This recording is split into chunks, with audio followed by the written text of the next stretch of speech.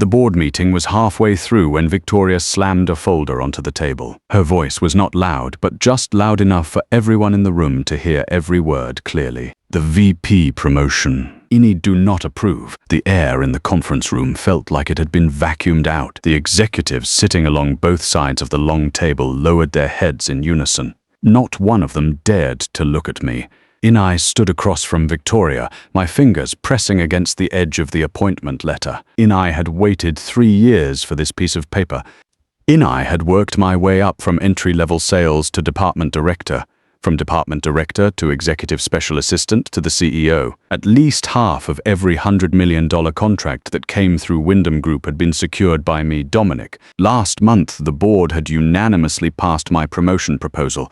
The only thing left was Victoria's signature. She had vetoed it twice already. Today was the 3rd time. "Victoria," I said, keeping my voice low, "can you at least give me a reason?" Victoria lifted her eyes to look at me. She wore a dark grey tailored dress today, her hair pinned up tight. Her features were so sharp they felt cold. Ini had been married to this woman for 4 years, separated for 2 in name only. She sat in that leather chair, crossed her legs, twirled her pen between her fingers, and looked at me with the exact same expression she used when looking at anyone else in this room. A reason? The corner of her mouth curved up. She picked up the appointment letter and walked over to me. "Dominic, in my eyes, you are nothing but a guard dog the Wyndham family keeps on a leash." As the last word fell, she tore the appointment letter in half. The sound of paper ripping cut through the air like a blade scraping bone. Once, then again, into 4 pieces.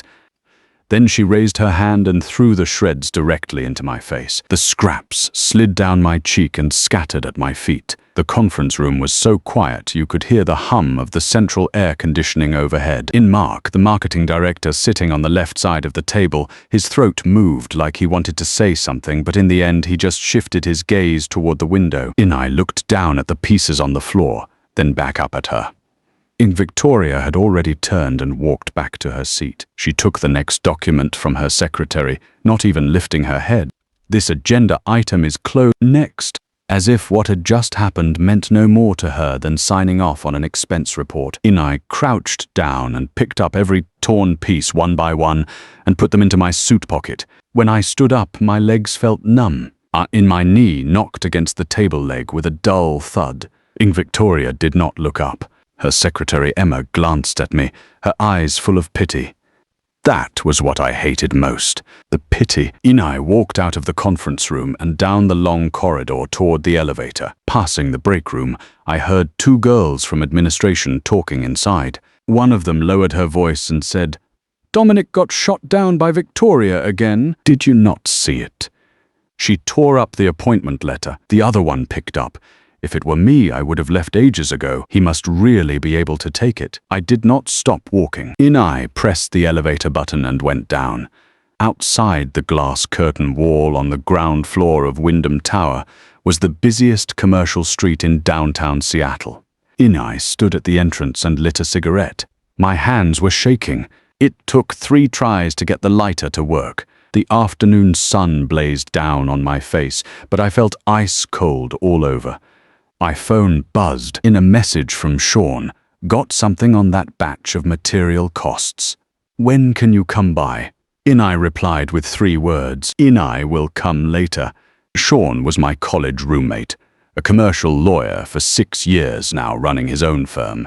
For the past 2 years, whenever I ran into something I could not untangle, I went to him, including the first time Victoria vetoed my promotion. That was when he had helped me look into a document.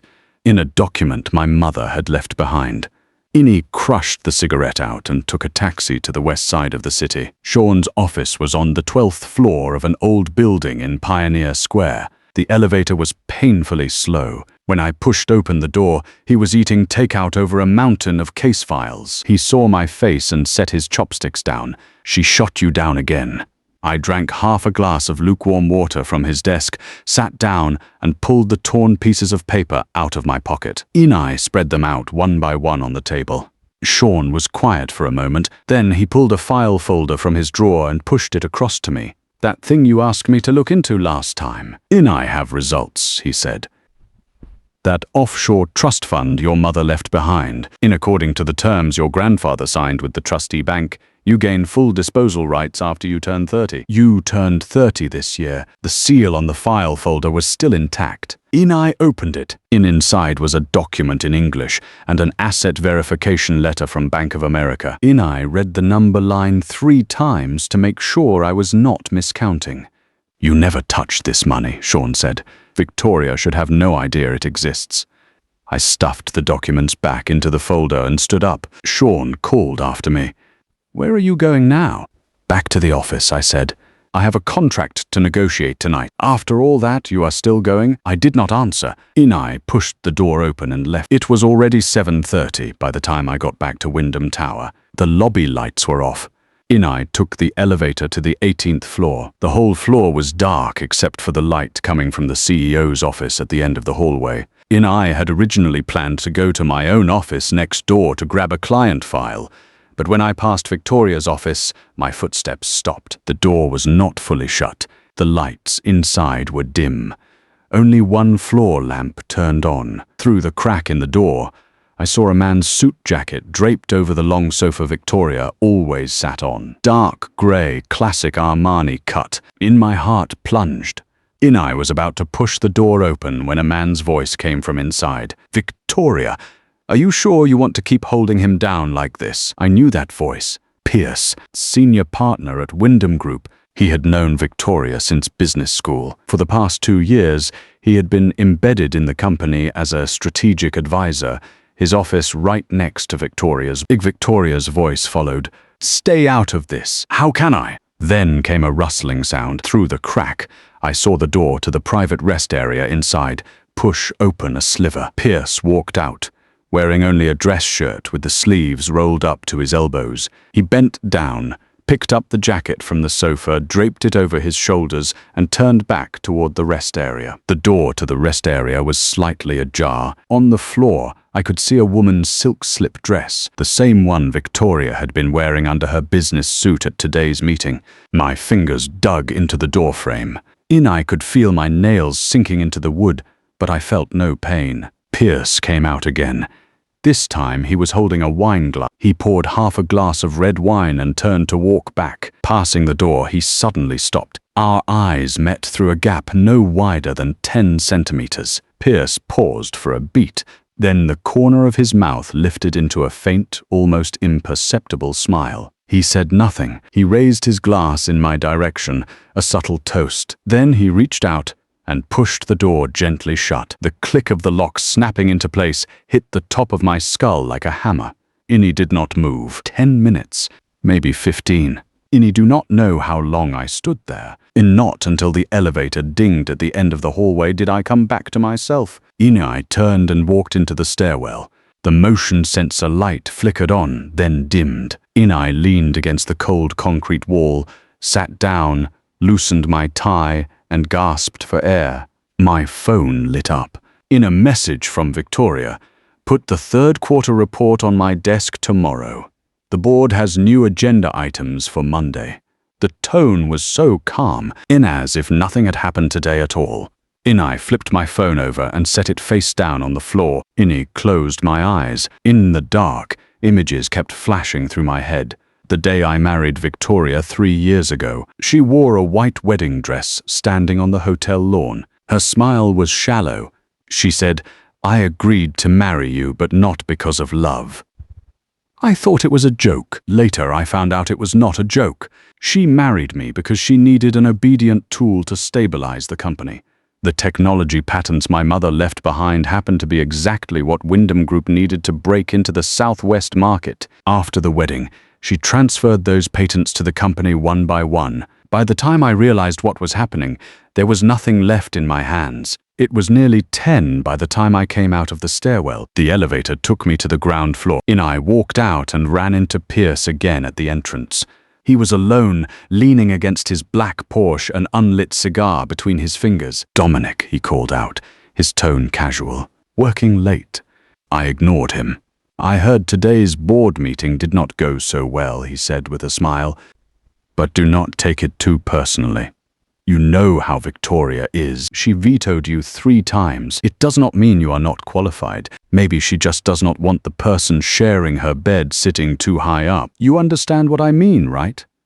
He bit down hard on the words sharing her bed. Then he lit his cigar, took a drag, and the smoke dispersed under the streetlight.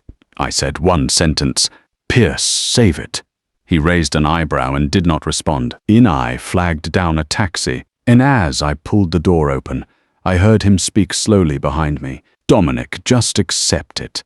This place has never belonged to you. The moment the car door closed, I felt the string that had been holding me together inside finally snap. When I got to my rented apartment, I did not go upstairs. Innie sat on a stone bench in the small garden downstairs and called Sean. The phone rang 5 times before he picked up, his voice thick with sleep. Do you know what time it is? Sean, I said. That trust fund. Help me pull it all out tomorrow. Silence on the other end for 2 beats. What are you going to do? I told him what I had seen and heard tonight. Innie did not go into much detail, but Sean understood. Are you serious? I'm serious. Sean took a deep breath. Dom, once this thing starts, there is no turning back. I looked up at the streetlight above me. In a swarm of moths was thrashing frantically around the bulb. Sean, I said, there is no turning back for me already. I hung up and scrolled to Victoria's contact. Her profile picture was the Wyndham Group logo, grey background, white text, ice cold. Our chat history, if I scrolled up, was all work, purchase approvals, contract terms, meeting minutes. The most recent personal message was from 8 months ago. She sent not coming home tonight. I replied, okay. I locked the screen and went upstairs. When I turned on the lights, I stood in the entryway for a long time. Innie looked at the empty sofa in the living room and the potted plant on the coffee table that had long since died. This apartment was the one I rented after moving out of the villa.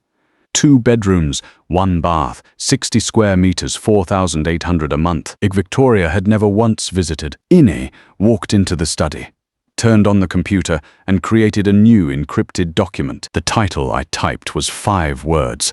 Plan to acquire Wyndham Group. The cursor blinked on the screen like a countdown timer on a bomb. Inai typed the first line, objective in achieve absolute controlling interest in Wyndham Group within 7 days. Then I kept typing, page after page. Innie did not stop until 4 in the morning. When the first light of dawn crept through the window, I finally paused. Inai looked at the screen, dense with acquisition pathway projections and capital deployment breakdowns. Then I sent Sean a voice message, 1 week at the latest. Inai want Victoria sitting across from me, begging. I hit send and leaned back in my chair, closing my eyes. In my mind flashed the image of Victoria tearing up the appointment letter and throwing it in my face. Pierce raising his glass in that mock toast. In Victoria's cold, businesslike message. Inai opened my eyes. Inai pulled the torn pieces of paper out of my pocket and carefully taped them back together, piece by piece. Innie taped the reconstructed letter to the side of my computer screen. This was the last time I would endure. And next time the person sitting in that leather chair tearing things apart would be me. On the 3rd night, Victoria called me. It was the first time in 2 months she had called on her own. Inai watched her name flash on the screen. Inai let it ring 5 times before answering. Bring the due diligence report on Blue Sky Properties to the morning meeting tomorrow. Her voice was as cold as ever. There are a few clauses I need to go over again. Got it. And she paused. Deal with whatever you are feeling about the board meeting last time on your own. Do not let it become gossip all over the company. Wyndham Group is not a playground for children. I said okay. She hung up. Innie stared at the screen for a few seconds, then sent the finalized due diligence report to her email. The moment the sent confirmation lit up, I messaged Sean. Is the funding in place?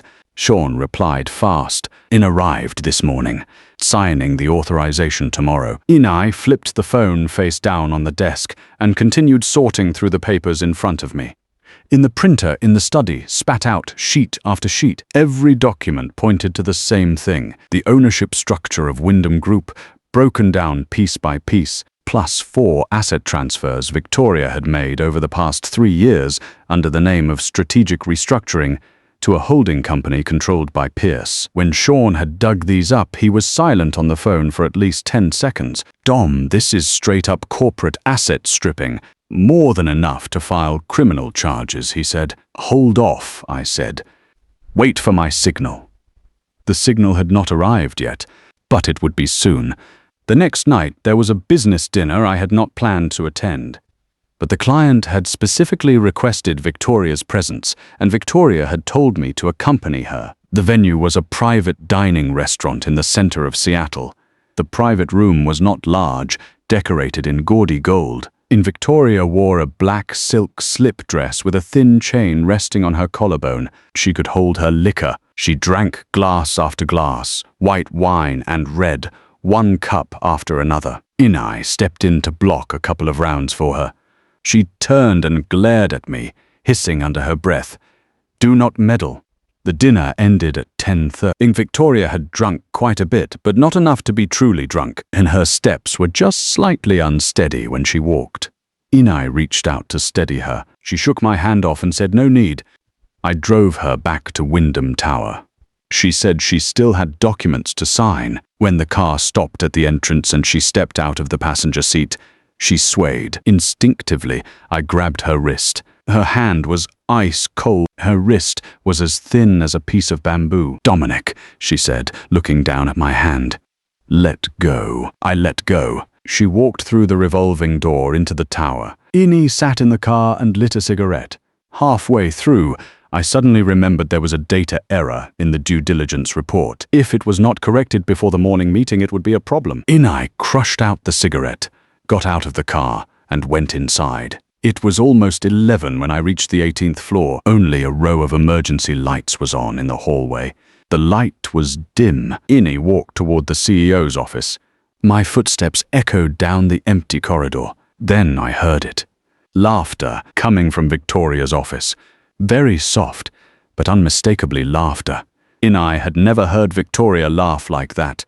My feet stopped about 5 meters from the door. The office door was left open a narrow crack. Warm yellow light seeped through. From this angle, I could only see half the sofa and the edge of the coffee table. In there were 2 wine glasses on the table and an open bottle of red wine. Then I saw a hand reach out and pick up one of the glasses. It was a man's hand. The cufflink caught the light for a second, in rose gold with a letter engraved on it. The letter P, Pierce. It felt like someone had poured a bucket of ice water down my back. Victoria's voice drifted through the crack. "Do not move.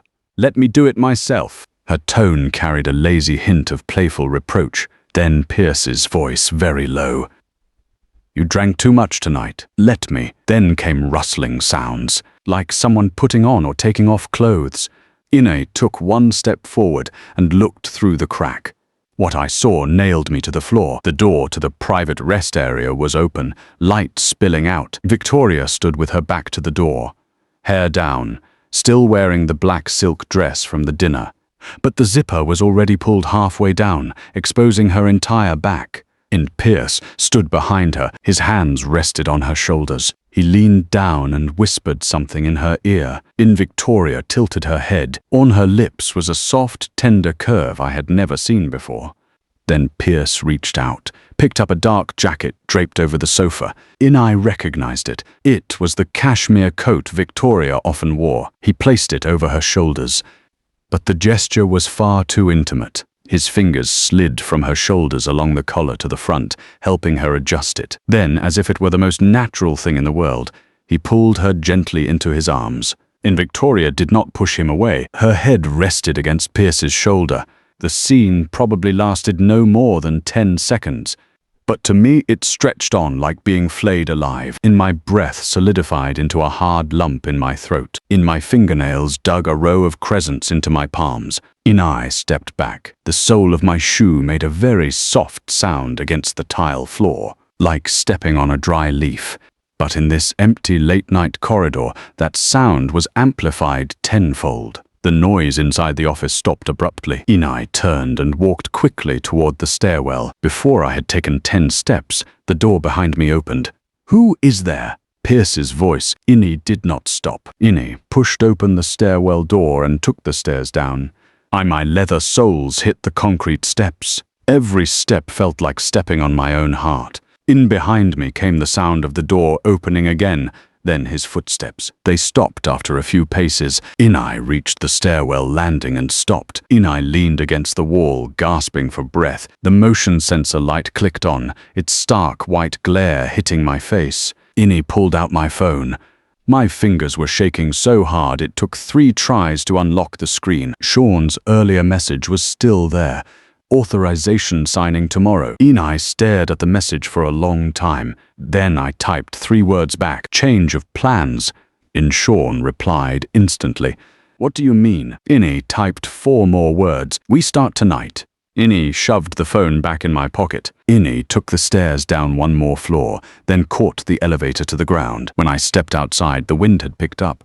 The night wind in Seattle carries the scent of pine and rain. Inai stood on the steps at the entrance and buttoned my suit jacket, 1 button at a time. About 5 minutes later, the revolving door spun. Pierce walked out. He had changed. The collar of his shirt was not properly folded. He wore a dark blue trench coat over it. The moment he saw me, his steps hitched. Then a very subtle expression crossed his face. Not surprise, not panic.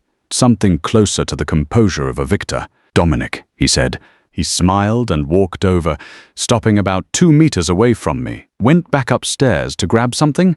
I looked him in the eye and said nothing. He waited a few seconds, then spoke first. Victoria had too much to drink. Inai was helping her organize some files. Do not overthink it. He said this, then seemed to realize how unconvincing it sounded. He added, the sofa in her office is uncomfortable. Inai had her lie down in the rest area. Pierce, I said, do you really think I would believe that? He narrowed his eyes. For a few seconds there was silence. Then he suddenly laughed. The kind of laugh that comes when things have been laid bare and it actually feels like a relief. He reached into his pocket, pulled out a cigarette, lit it, took a drag, and slowly blew the smoke in my direction. Dominic, there are some things I should not have to spell out for you, he said. His tone was as casual as discussing the weather. What Victoria needs is someone who can stand beside her, not an errand boy who runs around doing odd jobs. You have been at Wyndham Group for 4 years. She gave you opportunities. You failed to seize them yourself. That VP position. Did you really think it was yours? He tapped the ash off his cigarette, gave me one last look, and turned to walk toward his car. And as he opened the door, he stopped and glanced back. Oh, by the way, starting tomorrow, I am officially moving into her lakefront estate on Mercer Island. If you still have anything left there, let me know in advance. Inai will have someone pack it up and send it over to you. The car door closed with a soft thud. But in the empty parking lot it sounded like a heavy hammer. The Porsche's taillights came on. Indred, like 2 drops of blood, the car rounded the flowerbed and drove out of the lot. Inai stood there, watching those taillights disappear around the corner. The rage boiling in my chest slowly cooled. It hardened into something I had never felt before, in a clarity so cold it was almost terrifying. Inai pulled out my phone and dialed Sean. He picked up on the first ring. Sean, I said, start the clock. Now. Got it. Sean's voice had dropped low too. Dom, there is something I need to tell you. While pulling records this afternoon, I found a transaction that did not add up. 8% of Victoria's shares were transferred 3 months ago through a proxy agreement into an account under Pierce's mother's name. This is not just corporate asset stripping, Sean said. This is them cleaning you out completely. The wind blew past. Inai loosened my tie 1 turn. Perfect, I said. Let them keep playing for another couple of days. I hung up and looked up at the windows on the 18th floor of Wyndham Tower. That warm yellow light was still on. Inai flagged down a taxi. Inai got in and gave the address of Sean's law office. The driver glanced at me in the rearview mirror, probably scared by the look on my face. He did not try to make conversation the whole ride. Outside the car window, the Seattle night was as vibrant as ever. Neon lights reflected off the rain-soaked streets, turning them into rivers of color. Inai watched the lights slide past me, one after another. My fingers tapped restlessly against my knee. What does it feel like when hope finally dies? It is not pain. It is not hatred. It is realizing that the light you have guarded for 4 years has never once shone on you. It is suddenly understanding that all your concessions, all your endurance, all your sacrifice meant nothing more to the other person than the duties of a tool.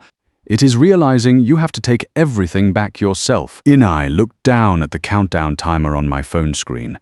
6 days. In 6 days, I would make this city remember a name. Dominic. At 2 in the morning, every light in Sean's law office was on. Inai spread a full stack of equity structure analysis reports across his desk. Inai had drunk 3 cups of coffee. The ashtray was piled high with cigarette butts. Sean had his shirt sleeves rolled up to his elbows. His tie had disappeared somewhere long ago. He stared at the dense web of shareholding paths on his computer screen. His brow furrowed into a knot. Wyndham Group has 3 billion total shares outstanding. In Victoria personally holds 18%.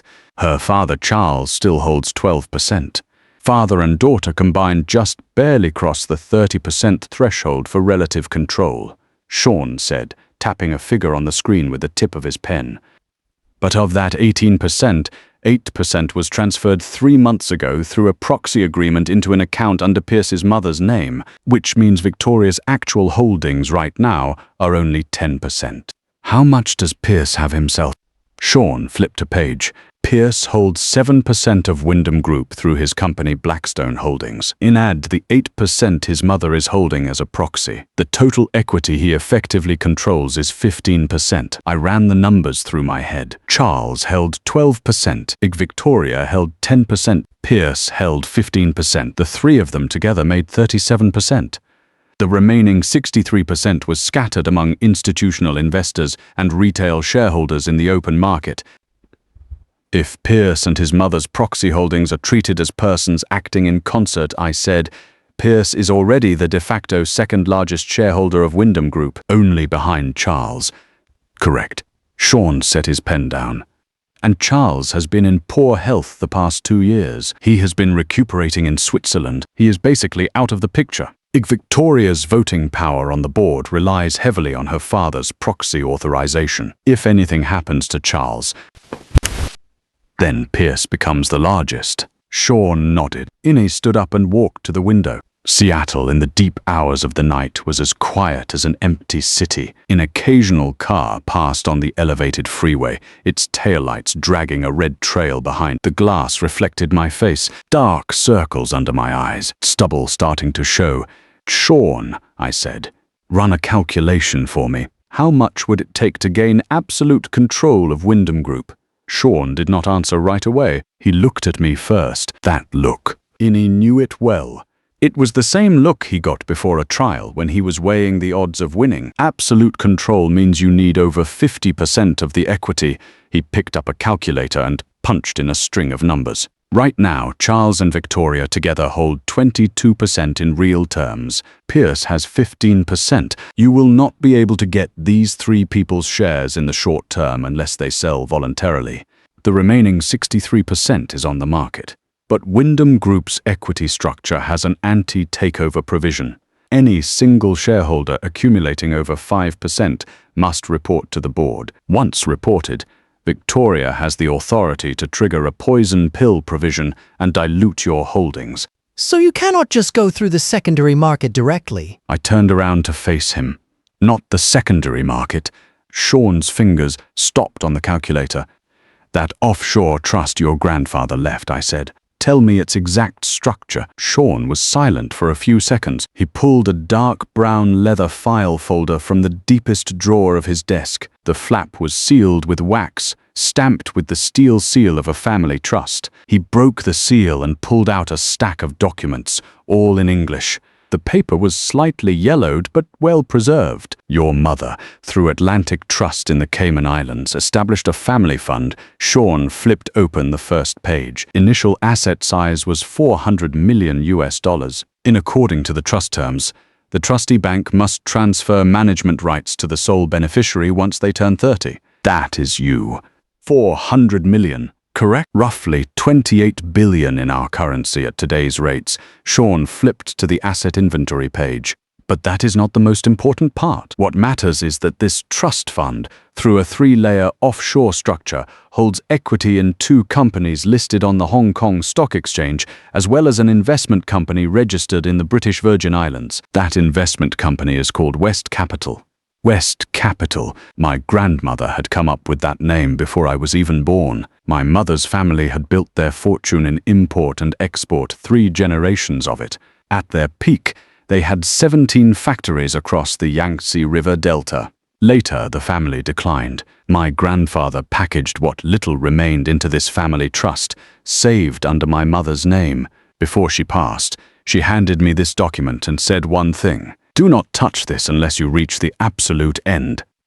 I had always thought the absolute end meant having nowhere left to turn. Now I understood. The absolute end is not desperation. It is wearing a leash around your neck for 4 years, only to be kicked aside at the end. Sean, I crushed out my cigarette. Does West Capital have a local office here in Seattle? No. But I checked. It holds strategic placement shares in 3 publicly traded companies in Seattle. It has banking partnership channels here locally. Sean paused. What are you going to do? Use West Capital's name, launch a tender offer for Wyndham Group. Sean took off his glasses and rubbed the bridge of his nose. Dom, you need to think this through. In a tender offer means you publicly issue an offer to all shareholders of Wyndham Group. The price has to be above market, and once it starts, there is no turning back. Victoria will know it is you the second it launches. I am not afraid of her knowing, I said. What I want is to see her face when she is sitting in that leather chair and sees the acquirer's name on the screen. West Capital. Sean looked at me for a long time. Then he stood up, walked to the small fridge in the corner, pulled out 2 cans of beer, opened one and handed it to me. Are you sure? I took it and drank a mouthful. The ice-cold liquid slid down my throat, tamping down the burning in my chest just a little. 3 years, I said. The day after Victoria married me, she had me sign a separation of property agreement at her lawyer's office. I thought at the time it was fine. I was not there for the money anyway. In the first year of marriage, she transferred all 4 technology patents my family left behind into Wyndham Group's name. She told me it was marital joint property and needed unified management. I believed her. The second year, she transferred me from strategic development to executive special assistant to the CEO. In reality, I was her driver and her secretary. I endured it. The third year, she convened 3 board meetings to veto my promotion. She called me a guard dog in front of the entire senior management of the company. Pierce moved into her house. He wore her jacket. He toasted me with her wine glass, and she has never offered a single word of explanation from beginning to end. I set the beer can down and looked into Sean's eyes. Tell me, what else is there left for me to endure? Sean raised his beer can and clinked it against mine.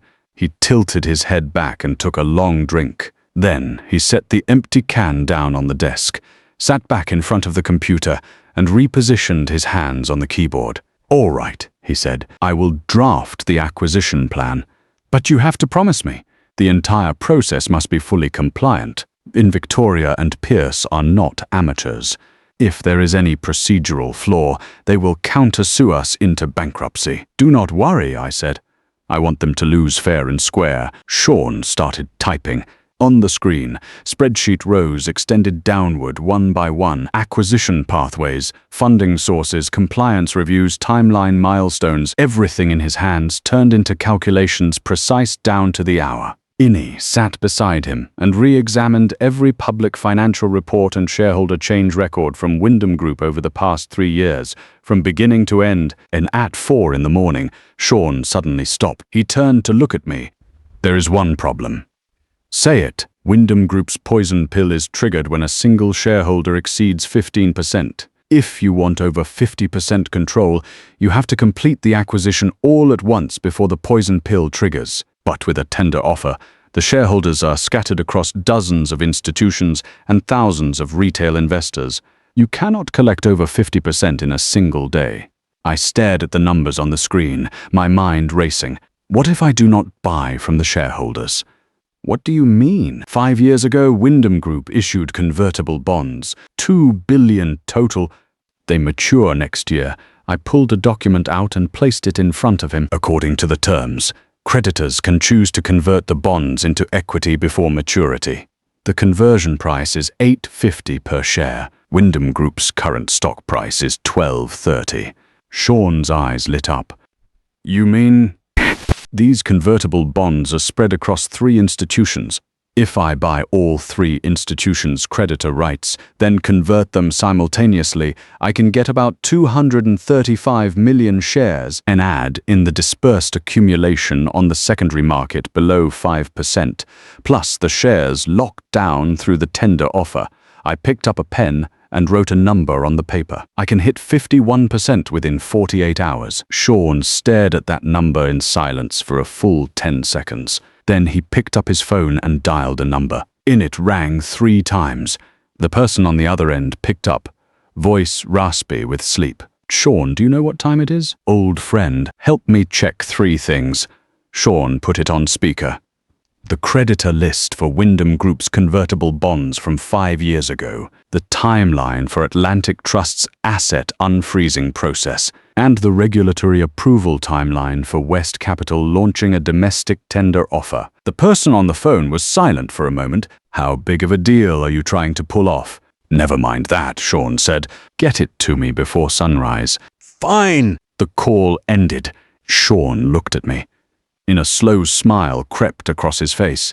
After sunrise, the war begins. I leaned back in my chair and watched the sky outside the window shift from ink black to deep blue, then to grayish white. When the first ray of morning light hit the office, Sean's phone buzzed. 3 messages. First, convertible bondholders are Grayson Asset Management, Hudson Fund, and Parker Insurance Asset Management. The 3 institutions together hold the full $2 billion in bonds. Second, Atlantic Trust assets can be unfrozen in 3 business days at the fastest, provided the beneficiary goes to Hong Kong in person to sign the release documents. Third, tender offer regulatory approval takes 5 business days at the fastest, but the processes can run in parallel. Is there enough time? Sean asked. Innie did the math in my head. Today was Wednesday.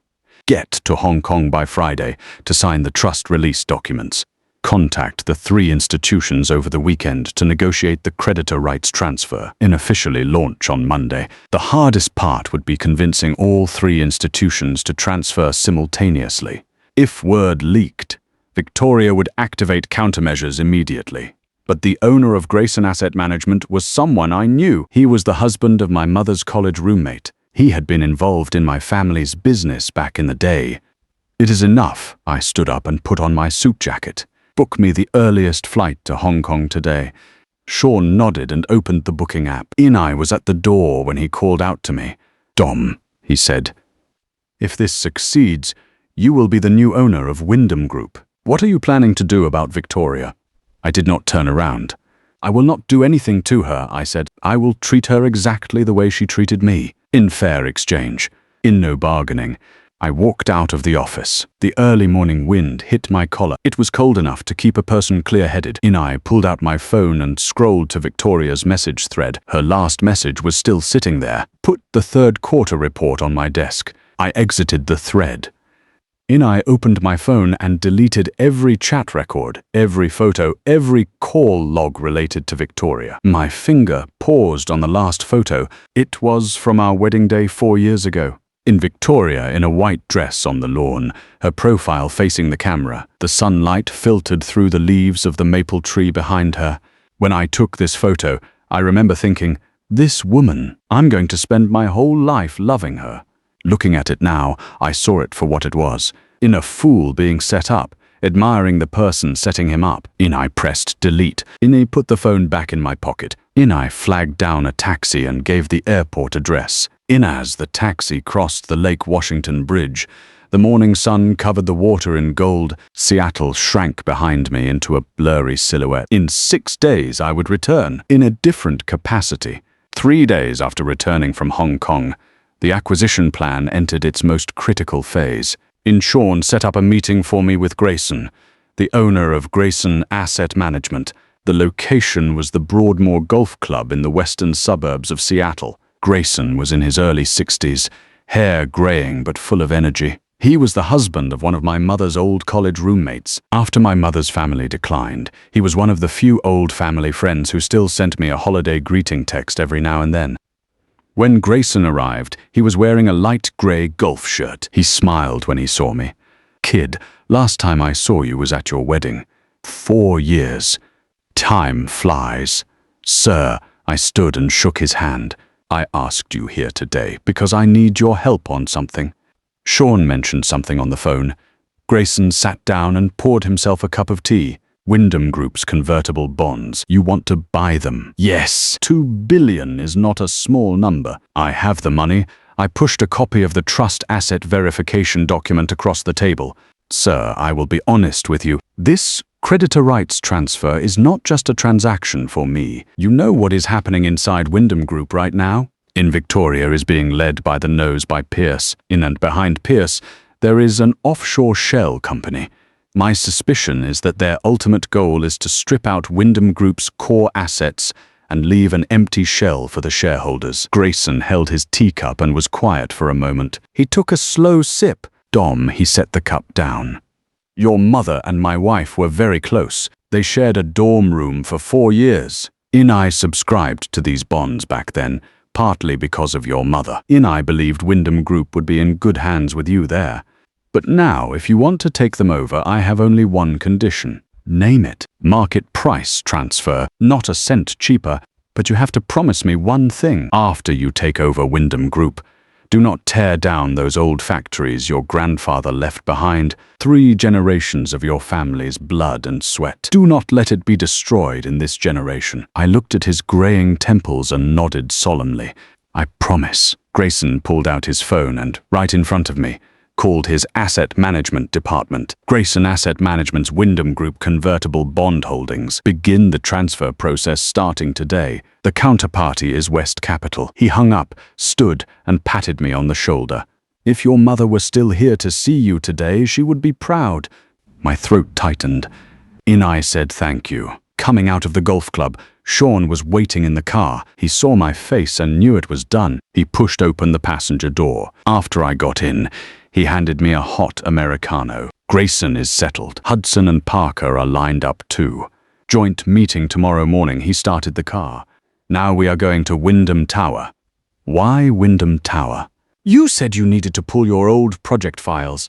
"That stuff is still locked in your old office. Victoria is out of town on a business trip today. Take the chance and move everything out. Save yourself the trouble of her using your stuff against you later."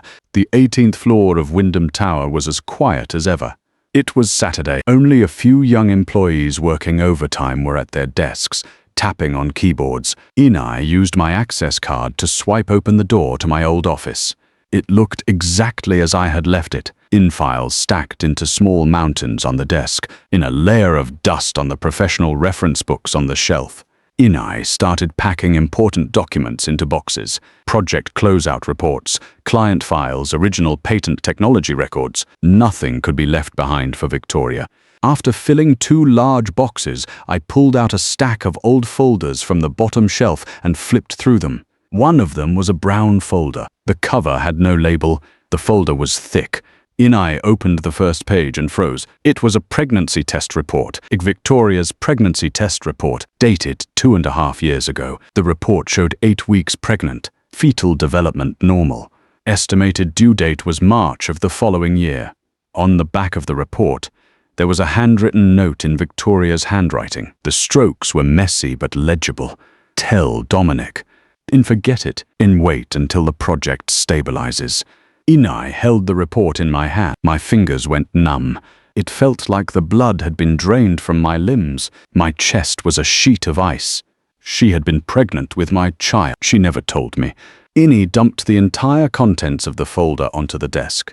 Underneath were hospital visit records, ultrasound printouts, prenatal checkup reports. One after another, documenting every indicator for the first 5 months of the pregnancy. On every checkup form, the signature line for accompanying person bore the same name, not mine, Pierce. The last document was a labor induction record at 25 weeks. The report stated fetal distress, Emergency cesarean section, newborn transferred to the NICU. Incubator number NICU 307. The birth record had one line on it. Male infant, weight 780 grams, 10 minutes after birth, respiratory failure. Resuscitation unsuccessful. Deceased. I held this piece of paper in my hand. The edge of the paper crumpled under my grip. My entire body was shaking like I had been plunged into a bucket of ice water, from head to toe, trembling uncontrollably. She had been pregnant with my child. She never told me. When the child was born, Pierce signed the papers. When the child died, Pierce signed the papers too. And I knew nothing about any of it from start to finish. But the next 3 sheets of paper stopped my breath completely. It was a transfer receipt. The sending account was the corporate account of Blackstone Holdings under Pierce's name. The receiving account was a private account belonging to the neonatal unit at UW Medical Center. The amount was $300,000. The transfer date was the day after the child's birth. The memo line had 4 words: incubator maintenance fees. The child was alive the day after birth. In next was a discharge record. The issue date was 3 weeks after the birth. It stated the newborn's name was temporarily unregistered. Length of stay was 21 days. In weight at discharge was 2,300 grams. All indicators normal. The signature line for the signing physician read, Pierce, signing as family proxy. The last page was a handwritten transfer note. The paper was yellowed and curled at the edges, but the handwriting was sharp enough to pierce the eyes. It read, Incubator 307, male infant, Mother Victoria. Father Dominic, designated receiving person, Pierce. In note, family informed that infant was deceased. In below it was an address, in a town on the outskirts of Seattle, in a street name and house number I had never seen before. Innie crouched on the floor, staring at the papers scattered everywhere. My mind was a complete blank, like being struck by lightning. The child was not dead. Pierce had taken the living child away. He had left a fake death record for Victoria. My hands were shaking so badly I could barely hold my phone. I dialed Victoria's number. It rang 5 times and went to voicemail. I dialed again. Voicemail again. I called Sean, and my voice was so hoarse it sounded like sandpaper scraping. Back at the office. Wait for me. Now. 40 minutes later, I spread all the documents across Sean's desk. He turned them over one by one. His expression shifted from confusion to shock. Finally, his entire face went pale. This discharge record signature, it is definitely Pierce's handwriting. Sean held the paper up to the light to examine it. Matches the signature sample he left in Wyndham Group's legal department files. The child is alive. If this transfer note is real, Sean set the paper down. He took off his glasses and rubbed the corners of his eyes. Then it means 3 years ago, Pierce walked out of the hospital with a living newborn. At the same time, he reported to Victoria and the hospital that the infant had died. He put his glasses back on and looked at my face. He paused. Dom, do you know what this means? He knew the child was mine. More than that, Sean's voice dropped low. This child is Victoria's only child, and Charles's only grandchild. According to the terms of Charles's family trust, the succession rights of Wyndham Group go first to Victoria, then to Victoria's children. Pierce controls this child. He controls the inheritance rights of Wyndham Group. He pushed the handwritten transfer note across the desk to me and tapped the address on it. 3 years. This child would be 2.5 years old now. Pierce has hidden him in a place no one knows about. Victoria has spent all this time believing her child died in that incubator. I stood up and grabbed my car key. Dom, where are you going? Sean grabbed my arm and held me back. To that address. You cannot go now. Sean pushed me back into the chair. His voice was low, but his tone was sharp. If you charge over there right now, you're telling Pierce, once he is alerted, he will move the child immediately to a place you will never find. You have to stay calm. I sat in the chair. My fists were clenched, so tight my bones ached. My nails bit into my palms. A drop of blood seeped from between my fingers and hit the floor. Then what do I do? Sean was silent for a long moment. Then he said, continue the acquisition according to the original plan. Take down Wyndham Group within 3 days. Then you hold the biggest bargaining chip in your hand. Pierce will be forced to sit down and negotiate with you, because the bet he placed on that child is control of Wyndham Group. If you take Wyndham Group away, he has to use the child to trade. 3 days, I said. You are telling me to wait 3 days? 3 days. Sean pressed his hand down on my shoulder. The grip was firm. 3 days from now, you will be the owner of Wyndham Group. When that happens, who kneels and who stands? Is that not up to you? I closed my eyes. Images flooded my mind. In Victoria tearing up the appointment letter and throwing it in my face. Pierce raising his glass in that mocking toast. The two of them leaning against each other in that dim office late at night. And the child I had never met, weighing only 780 grams at birth, 21 days in an incubator just to survive, taken away by an outsider, hidden for 2.5 years. I opened my eyes. Innie picked up the pregnancy test report from the desk, folded it in half, and placed it inside the inner pocket of my suit jacket. Let us get to work. For the next 72 hours, Sean and I barely closed our eyes. The convertible bond transfer agreements with Hudson Fund and Parker Insurance were all signed on Sunday. Monday morning, West Capital formally submitted a tender offer application to Wyndham Group. At the same time, the creditor rights transfer procedures for all 3 institutions were fully completed that afternoon. Tuesday morning at 10 o'clock, I sat in Sean's office, staring at the real-time stock price chart of Wyndham Group on the computer screen. A push notification popped up in the bottom right corner. Wyndham Group receives tender offer from mystery buyer. Trading halted today. Then Sean's phone rang. He looked at the caller ID and raised his eyes to me. Victoria, I nodded. Sean pressed the answer button and put it on speaker. Victoria's voice came through the phone. It carried a note of panic I had never heard from her before. Sean, I just received a regulatory notice. Someone is attempting to acquire absolute control of Wyndham Group through a combination of creditor rights conversion and tender offer. The acquirer's name is West Capital. Sean glanced at me.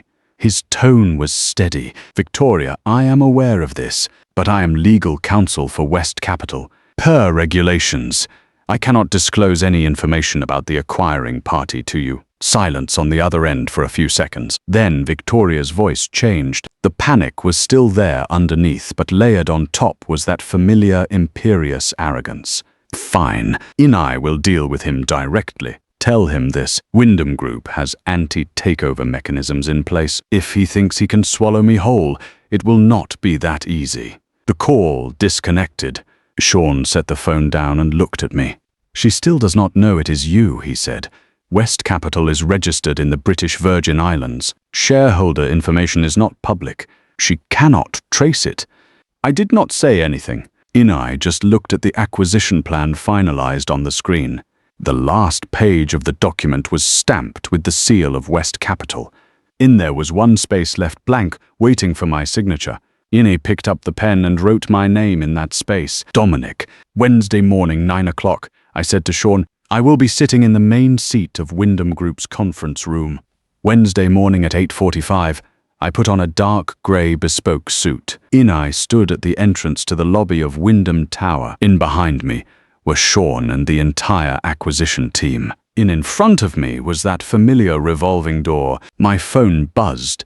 A message came in Victoria. 4 words, come back now. Smiled. Put the phone in my pocket and stepped into the revolving door. As the elevator rose, I looked out through the glass at the Seattle skyline. The morning sunlight blanketed the entire city. The 18th floor arrived. The elevator doors opened. At the end of the hallway, the conference room door was shut tight. Emma stood at the door. The moment she saw me, the folder in her hand dropped to the floor. Did not look at her. I walked straight toward the conference room. In the moment I reached out and pushed the door open, a thought flashed through my mind. Victoria, do you have any idea that what you are about to face today is not just a hostile takeover? There is also a truth from 3 years ago.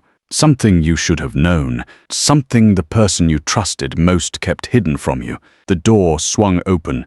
On the morning of the 7th day, a rainstorm hit Seattle. Innie sat in the temporary office West Capital had rented.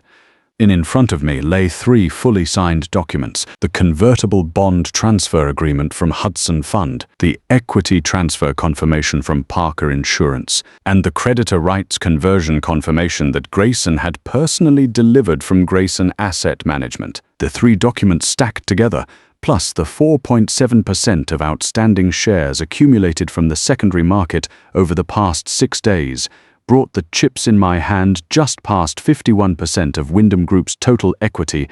Sean walked in from outside and placed a freshly printed draft announcement on my desk.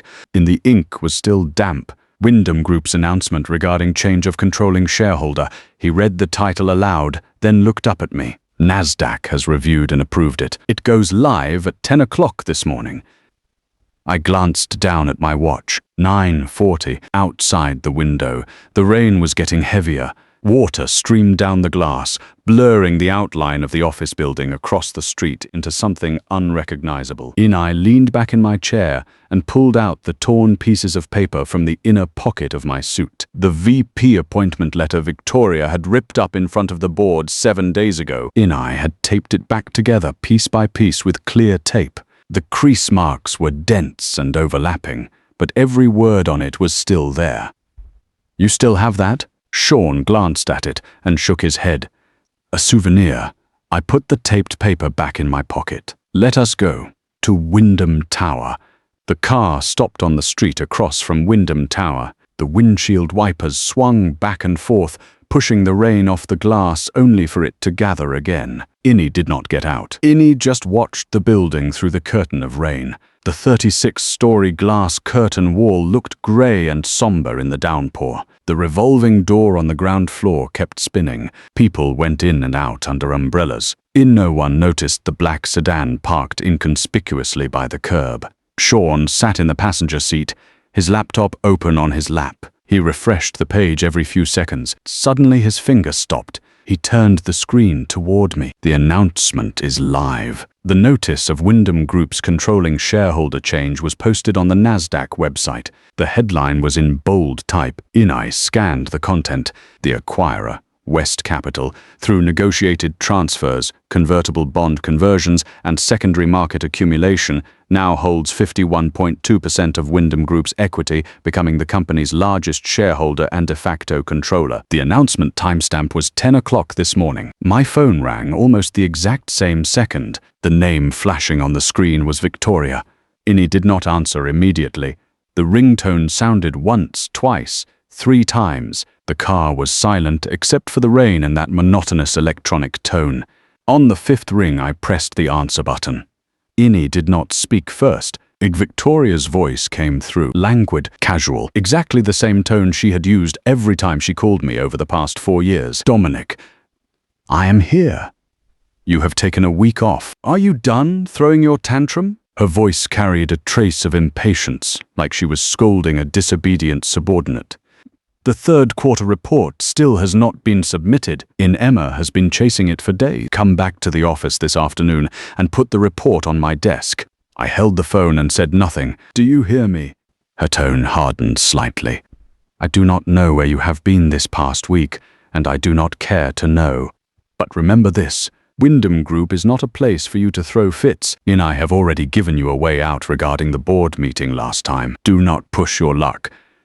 I leaned slowly back against the seat and watched the windshield wipers swinging back and forth. "Come back to work," Victoria said. Her tone suddenly softened a notch.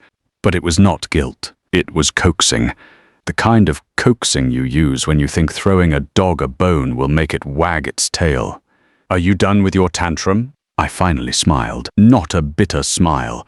Not a cold smile. It was a very light laugh that escaped from deep in my throat. Because I had waited for this moment for a full 7 days. Every sleepless night, every signed document, every round of negotiations at the table that stretched past midnight. I had been waiting for these 4 words from her. "Are you done with your tantrum?" "Victoria," I said, "I'm sorry. Innie just acquired your company." 1 second of silence on the other end. What does that mean? Her voice changed. The languid tone vanished. In its place was a note of alertness. "You can pull up the NASDAQ website. My tone was calm, as if I were reporting on a routine work matter. At 10 o'clock this morning, Wyndham Group posted an announcement regarding a change in controlling shareholder. The actual controller of the acquirer, West Capital, is me, Dominic, and as of this moment, I hold 51.2% of Wyndham Group's equity. I am already the largest shareholder of Wyndham Group. The sound of frantic keyboard tapping came through the phone, then the clicking of a mouse. After about a dozen seconds, Victoria's voice returned, but it had completely changed register. The languidness was gone. The arrogance was gone. What was left was a voice pushed to its absolute limit, trembling at the edges. "Dominic, have you lost your mind?" "I have not lost my mind," I said. "I simply used legal means to accomplish what you always thought I could never do." "West Capital, this is impossible. Where did you get the money? You have been right under my nose for 4 years. Do you think I do not know what you have in your hands?" Her speech had sped up. Every word sounded like it was being forced out through clenched teeth. "Victoria," I interrupted her. "Do you know what your biggest problem is? You never thought I was worthy. Not worthy of being VP. Not worthy of sitting at that table. Not worthy of the Wyndham name. Not worthy of standing beside you as an equal. You did not even think I was worthy of knowing things you should have told me." She was silent for a second. "What do you mean by that?" "In 1 hour, I will be at Wyndham Tower," I said. "Tell Pierce to come too. In there are some things the three of us need to discuss face to face." "What does Pierce have to do with you?" I hung up. Sean handed me a cup of hot coffee from the passenger seat. He said nothing. He just gave me a thumbs up. 45 minutes later, the car pulled up in front of Wyndham Tower. The rain had let up slightly, turning into a fine drizzle. Inai got out of the car. Inai did not take an umbrella. Inai walked straight into the revolving door. The security guard in the lobby saw me and instinctively called out, "Good morning, Director Dominic." After saying it, he paused, probably realizing I had not been at work for a week. Inai did not take the employee elevator. Inai walked toward the executive elevator, and as the doors closed, I caught a glimpse through the glass of a few girls from administration huddled together in the lobby, whispering. Every face was written with shock. The elevator rose. The numbers jumped from 1 to 18. Inai adjusted my tie in the elevator mirror. I found that my expression was surprisingly calm. 7 days ago, when I walked out of this building, my pocket was full of torn paper scraps. Today, as I walked in, my pocket held 51.2% of Wyndham Group. The 18th floor arrived. When the doors opened, the hallway was packed with people. In Mark, the marketing director, David, the CFO, Sarah, the administrative director, department heads and key employees from every division. Everyone was gathered in a circle around the entrance to the conference room. When they saw me step out of the elevator, they went quiet all at once. They parted to make a path. The conference room door was wide open, and Victoria sat in the main seat at the head of the long table. In front of her was an open laptop. The screen displayed the NASDAQ announcement page, and her hair was pinned up even tighter than usual. Her face was so pale it was nearly translucent. Emma stood beside her, clutching a folder. When Emma saw me walk in, her mouth opened and closed again. Victoria lifted her eyes to look at me. Her eyes were threaded with red veins. The rims of her eyes were slightly red. Whether from anger or something else, I could not tell. "You came," she said. Her voice was even hoarser than it had been on the phone. Inai pulled out the chair across from her and sat down. Inai placed a folder on the table. "Where is Pierce?" I asked. "He is on his way." Victoria stared at me. Her fingers gripped her pen so hard her knuckles were white. "Dominic, what exactly do you want? In acquiring Wyndham Group, do you think having money means you can hold this seat? You do not know how to manage. You have no experience. No one on the board will accept you." "The board?" I flipped open the first page of the folder and pushed it across to her. "This is the updated shareholder registry as of this morning. I am the largest shareholder. I hold a majority of the voting rights. According to Wyndham Group's Articles of Incorporation, I have the authority to reorganize the board and reappoint management. Victoria, that is Victoria now, not CEO Victoria. Whether you continue to sit in that chair from this moment forward is my decision to make." Victoria looked down at the shareholder registry. Her eyelashes trembled almost imperceptibly. She was silent for a long time. Then she raised her head and looked at me with an expression I had never seen before. "You were pretending the whole time." "I was not pretending," I said. "I gave you 4 years. You chose not to see." At that moment, hurried footsteps sounded in the hallway. Pierce pushed the door open. His suit jacket was flecked with rain. His hair slightly disheveled. He had clearly rushed over. He swept his eyes across the people in the conference room. His gaze finally landed on me. That usual easy smile of his was gone. "Dominic." He pulled out a chair and sat down. "What exactly are you trying to do?" "Everyone is here." I flipped the folder to the second page. Inai pulled out a separately sealed document and placed it in the center of the table. "Before I answer your questions, there is something from 3 years ago that we need to settle first." Victoria frowned. "What thing from 3 years ago?" I pushed the document across to her. 3 years ago, you gave birth to a boy at UW Medical Center. The hospital told you the child suffered respiratory failure after birth. Resuscitation was unsuccessful. He died. You never saw him. Not even once. Victoria's face drained of all color in an instant. "Why are you bringing this up?" Her voice was low, barely a whisper. Her fingers gripped the edge of the table. Inai looked at her. Inai slowed my speech down, letting each word land individually. "That child did not die. Pierce took a living infant out of the hospital. He left you and the hospital with a forged death record. Your son is 2.5 years old. He has been alive this whole time." The conference room went silent for 3 full seconds, like time itself had been sucked out. Then Victoria shot up from her chair. The chair fell backward and hit the floor with a deafening crash. "What did you say?" I did not look at her. Inai turned my head toward Pierce. Pierce's face was as white as a sheet of paper. His lips moved, but no sound came out. Inai opened the document. Inside were all the original records from UW Medical Center spanning 3 years. The pregnancy test reports, the incubator records, the discharge certificate, and the transfer note, signed by Pierce himself. "Pierce," I said, "do you want to tell her yourself or should I do it for you?" Pierce did not speak. He sat in his chair, hands folded on the table, knuckles white from the pressure. But the expression on his face had already recovered from that brief flicker of panic a moment ago. He even smiled. It was just that the smile hanging on his ashen face looked like a layer of fake skin pasted on. "Dominic," he said, "you are better at making up stories than you are at business." I looked at him and said nothing. "You are saying I swapped a newborn? Forged a death record?" Pierce leaned back in his chair and crossed his legs. In his tone had regained its usual casual indifference. Where is your evidence? "You think you can overturn something that happened 3 years ago with a few photocopies? I can sue you for defamation." Victoria stood next to the fallen chair, motionless, like a stone statue. Her gaze was fixed on the pages on the table.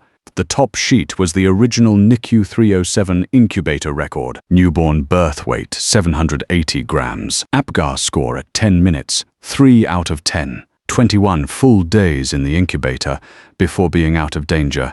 She bent down and picked up the sheet with 2 fingers. Her hands were shaking so hard the paper rattled. "I gave birth to him." Her voice sounded like shattered glass. Every word cut. "I thought he died. You all told me he died."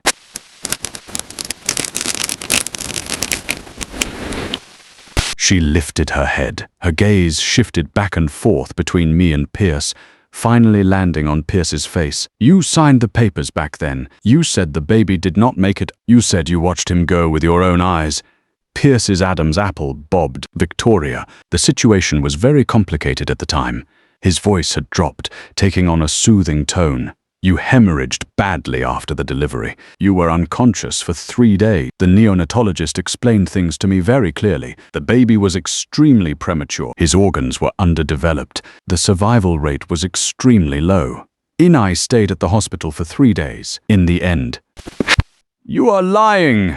I cut him off. Inai pulled a second document from the folder and placed it on the table. It was a bank statement. The sending account was the corporate account of Blackstone Holdings under Pierce's name. The receiving account was a dedicated account for the neonatal unit at UW Medical Center. The amount was $300,000. The transfer date was the day after the child's birth, 3 years ago. The memo line read, NICU 307 incubator maintenance fees. If the child was dead, why did you transfer $300,000 to the hospital the very next day? I pushed the statement to the center of the table. To pay for the child's funeral, the morgue at UW Medical Center does not charge that much. Pierce's eyes narrowed. His jaw tightened. His crossed legs slowly uncrossed. His hands moved from his knees to the tabletop. Standard hospital fee settlement, he said. What is so strange about that? Is that so? Sean walked in from the doorway, a brown file folder tucked under his arm. He sat down at the other end of the conference table, pulled a document from the folder, and placed it on the table, pushing it forward. This is the internal shift schedule and medication administration record from the neonatal unit at UW Medical Center from 3 years ago, Sean said. His tone was like delivering a closing argument in court. The complete records for the patient in NICU 307 from admission to discharge are all here. 21 days after birth, all the child's vital signs had returned to normal. In weight was within the target range. In spontaneous breathing was good. The discharge record states it very clearly. Patient discharged in good health. Recommended regular follow-up visits. He flipped to the last page and pointed to the signature line at the bottom. Discharge signatory, Pierce. In the field for relationship to patient, you filled in yourself. Family member. The conference room was so quiet you could hear the hum of the air conditioning overhead. Mark stood outside the door, the coffee cup in his hand, frozen mid-air, forgotten. David, the CFO, took his glasses off and put them back on, then took them off again. A thin layer of sweat glistened on his forehead. The hallway was packed with more and more employees, but no one dared make a sound. Victoria picked up that discharge record from the table. She held it with both hands, like she was cradling a piece of porcelain that could shatter at any moment. She stared at the 2 words Pierce in the family signature field for a long time. Then she raised her eyes and looked at the man sitting across from her. Pierce.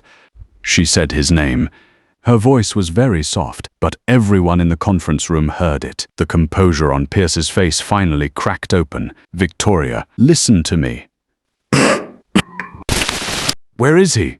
Victoria's voice shifted from soft to cold. Bone deep cold. I do not know what you are talking about. Where is my son? Victoria slammed her hand on the table. The discharge record flew from her grip and drifted down in front of Pierce. Her eyes were completely red, but not a single tear fell. She just stared at Pierce, as if she wanted to tear him apart alive with her gaze. Pierce was silent for a long time. The air in the conference room felt like it had solidified. Everyone looked at him, waiting for him to speak. Finally, he lowered his head and pressed his right hand against his forehead. He laughed. It was a short laugh, and it was jarring. Why do you not ask him? Pierce raised his head and looked at me. Everyone's eyes turned to me at the same time. Victoria turned around slowly. Her face was a mess of confusion, rage, terror, and something else I could not quite name. Her lips moved. The sound that came from her throat was like something being choked off. You know where he is? I pulled the last document from the folder.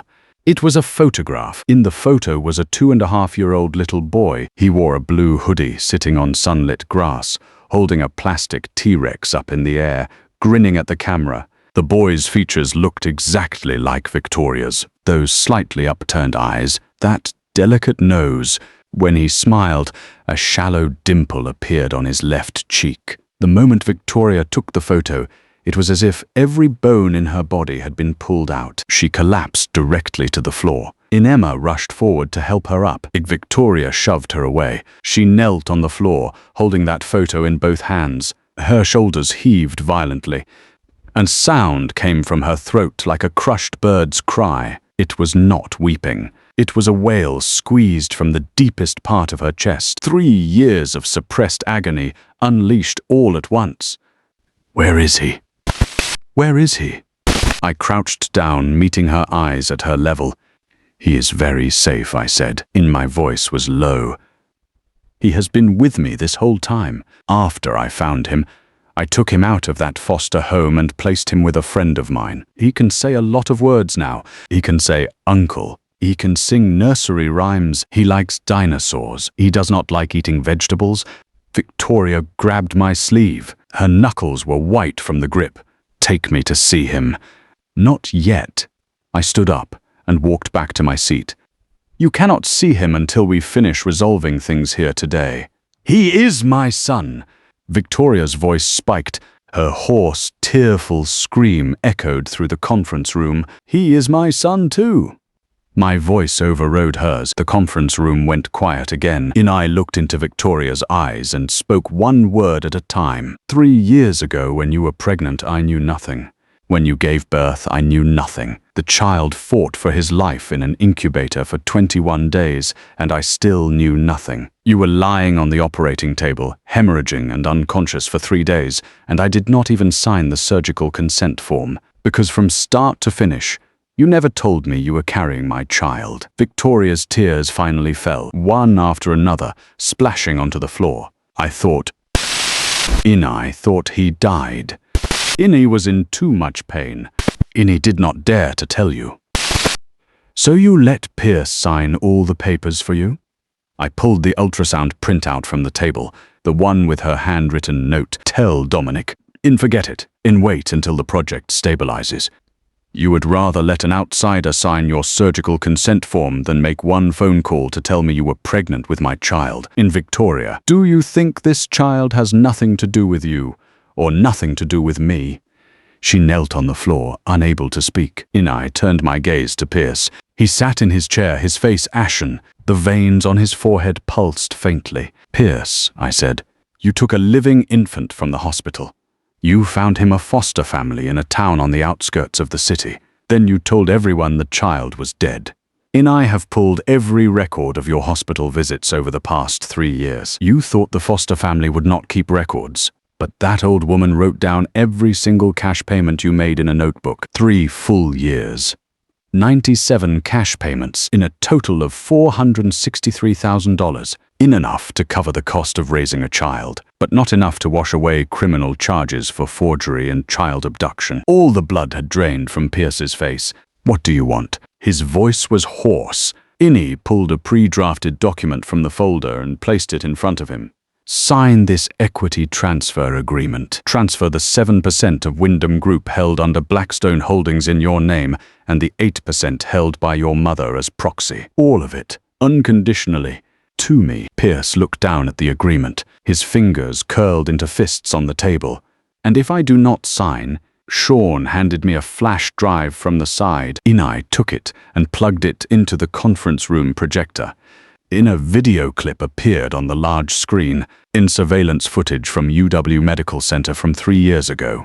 Pierce, holding a swaddled infant, walking out the doors of the neonatal unit. The timestamp was 5:30 in the morning. "I have backed up the full version of this footage in 3 separate locations," I said. "You sign. Any guarantee I will not pursue criminal charges. You do not sign. This afternoon, this footage gets delivered to the FBI."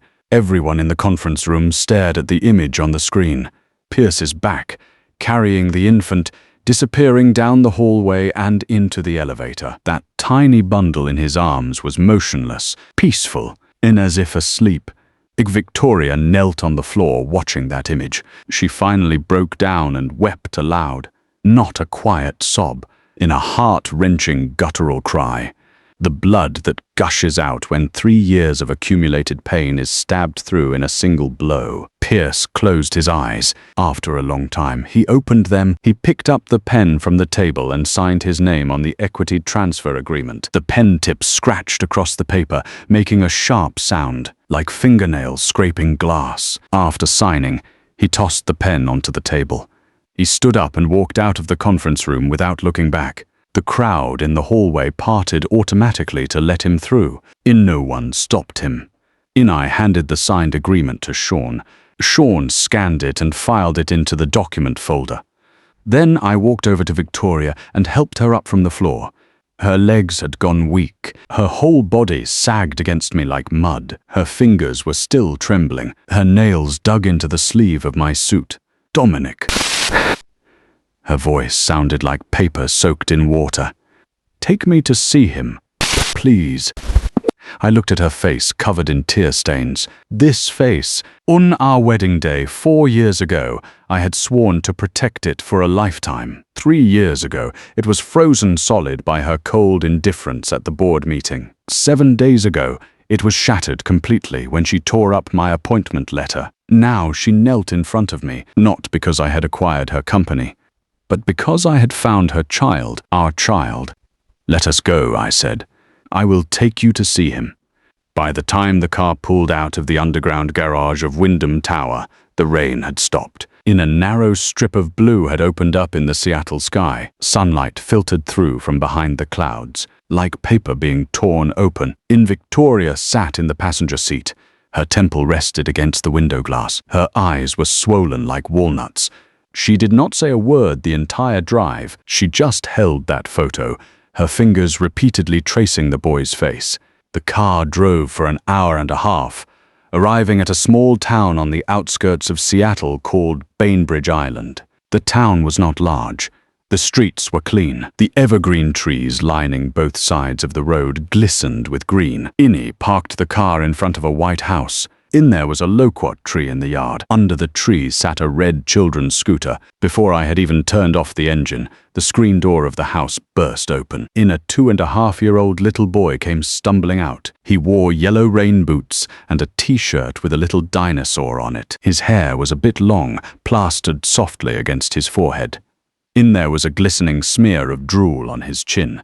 He ran to the car door, tilted his little face up, and peered inside. Then he grinned, showing 4 little teeth like grains of rice. "Daddy!" He stretched out both little arms and lunged toward me. Victoria sat in the passenger seat, completely frozen. Her hand was on the door handle, knuckles white, but she could not pull it open. Her lips were trembling.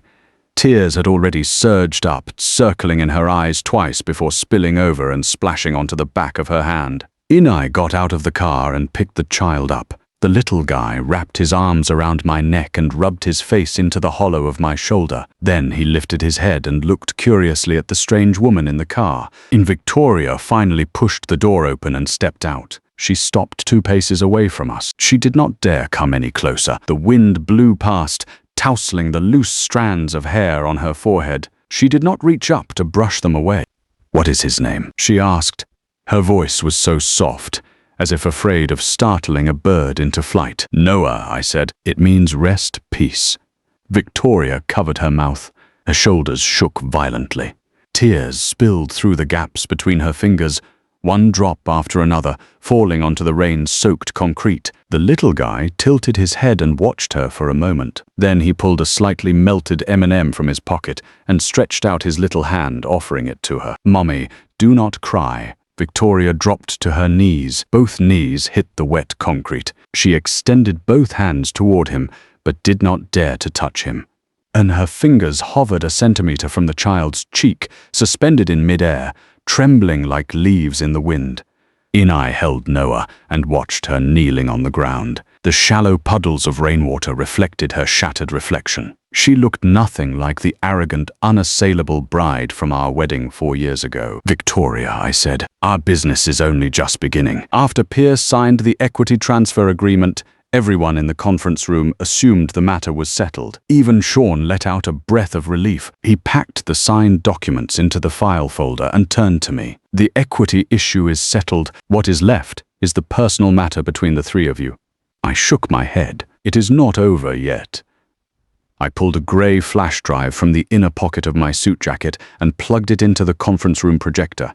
The first image that appeared on the screen was a scanned copy of the original pregnancy test report, the same one I had found among the old files. But there was an additional line of handwritten notes at the bottom. In Pierce's handwriting, the note read, "Recommend termination of pregnancy. Maternal risk too high. Inform family that fetal survival rate is under 10%. The date was 2.5 years ago. Have you ever seen this?" I turned to look at Victoria. Victoria sat in her chair, her eyes still red and swollen. Her whole body looked hollowed out. She stared at the handwriting on the screen for a long time. Her lips moved. "I have never seen it," she said. Her voice was dry as sandpaper. "The doctor at the time told me the baby was developing normally." It was Pierce who relayed the information. He did not relay anything. I opened the second image. He never let the doctor tell you the truth in the first place. The second image was the original medical record from the obstetrics department at UW Medical Center from 3 years ago. The record stated, "Patient Victoria, 25 weeks pregnant, fetal development normal. All maternal indicators normal. Recommend continuation of pregnancy."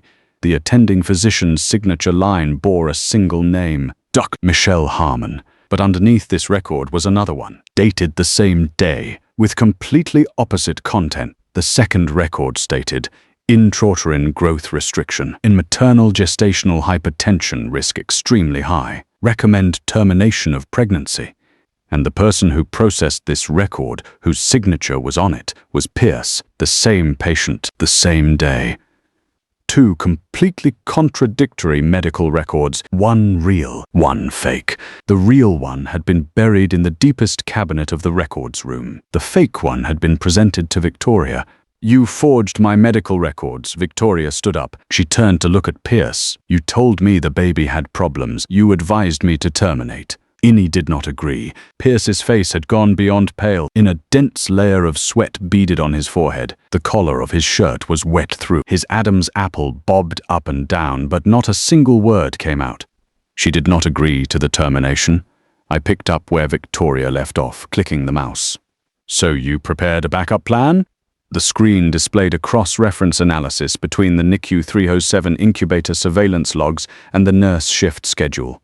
That early morning 3 years ago, after the child was born and transferred to the NICU, the nurse assigned to the incubator was a woman named Frances Park. Frances Park's shift schedule showed that she was temporarily reassigned to the outpatient department the day after the child's birth. The person who replaced her on shift was a new nurse named Tina Liu.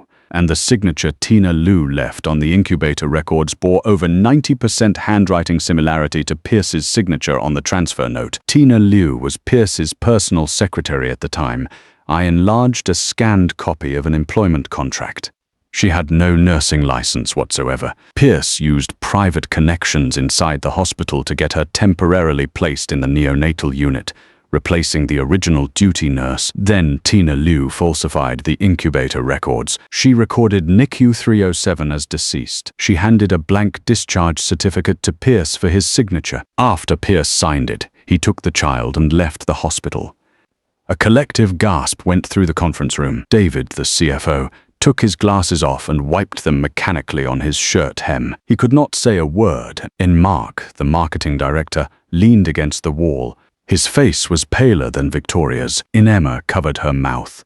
Tears were already falling. Victoria did not cry. Her tear ducts had run dry. She had used up all her tears earlier in the conference room. She just stood there, her body ramrod straight, like a string pulled to its limit, about to snap at any moment. She stared at the documents on the screen, one after another.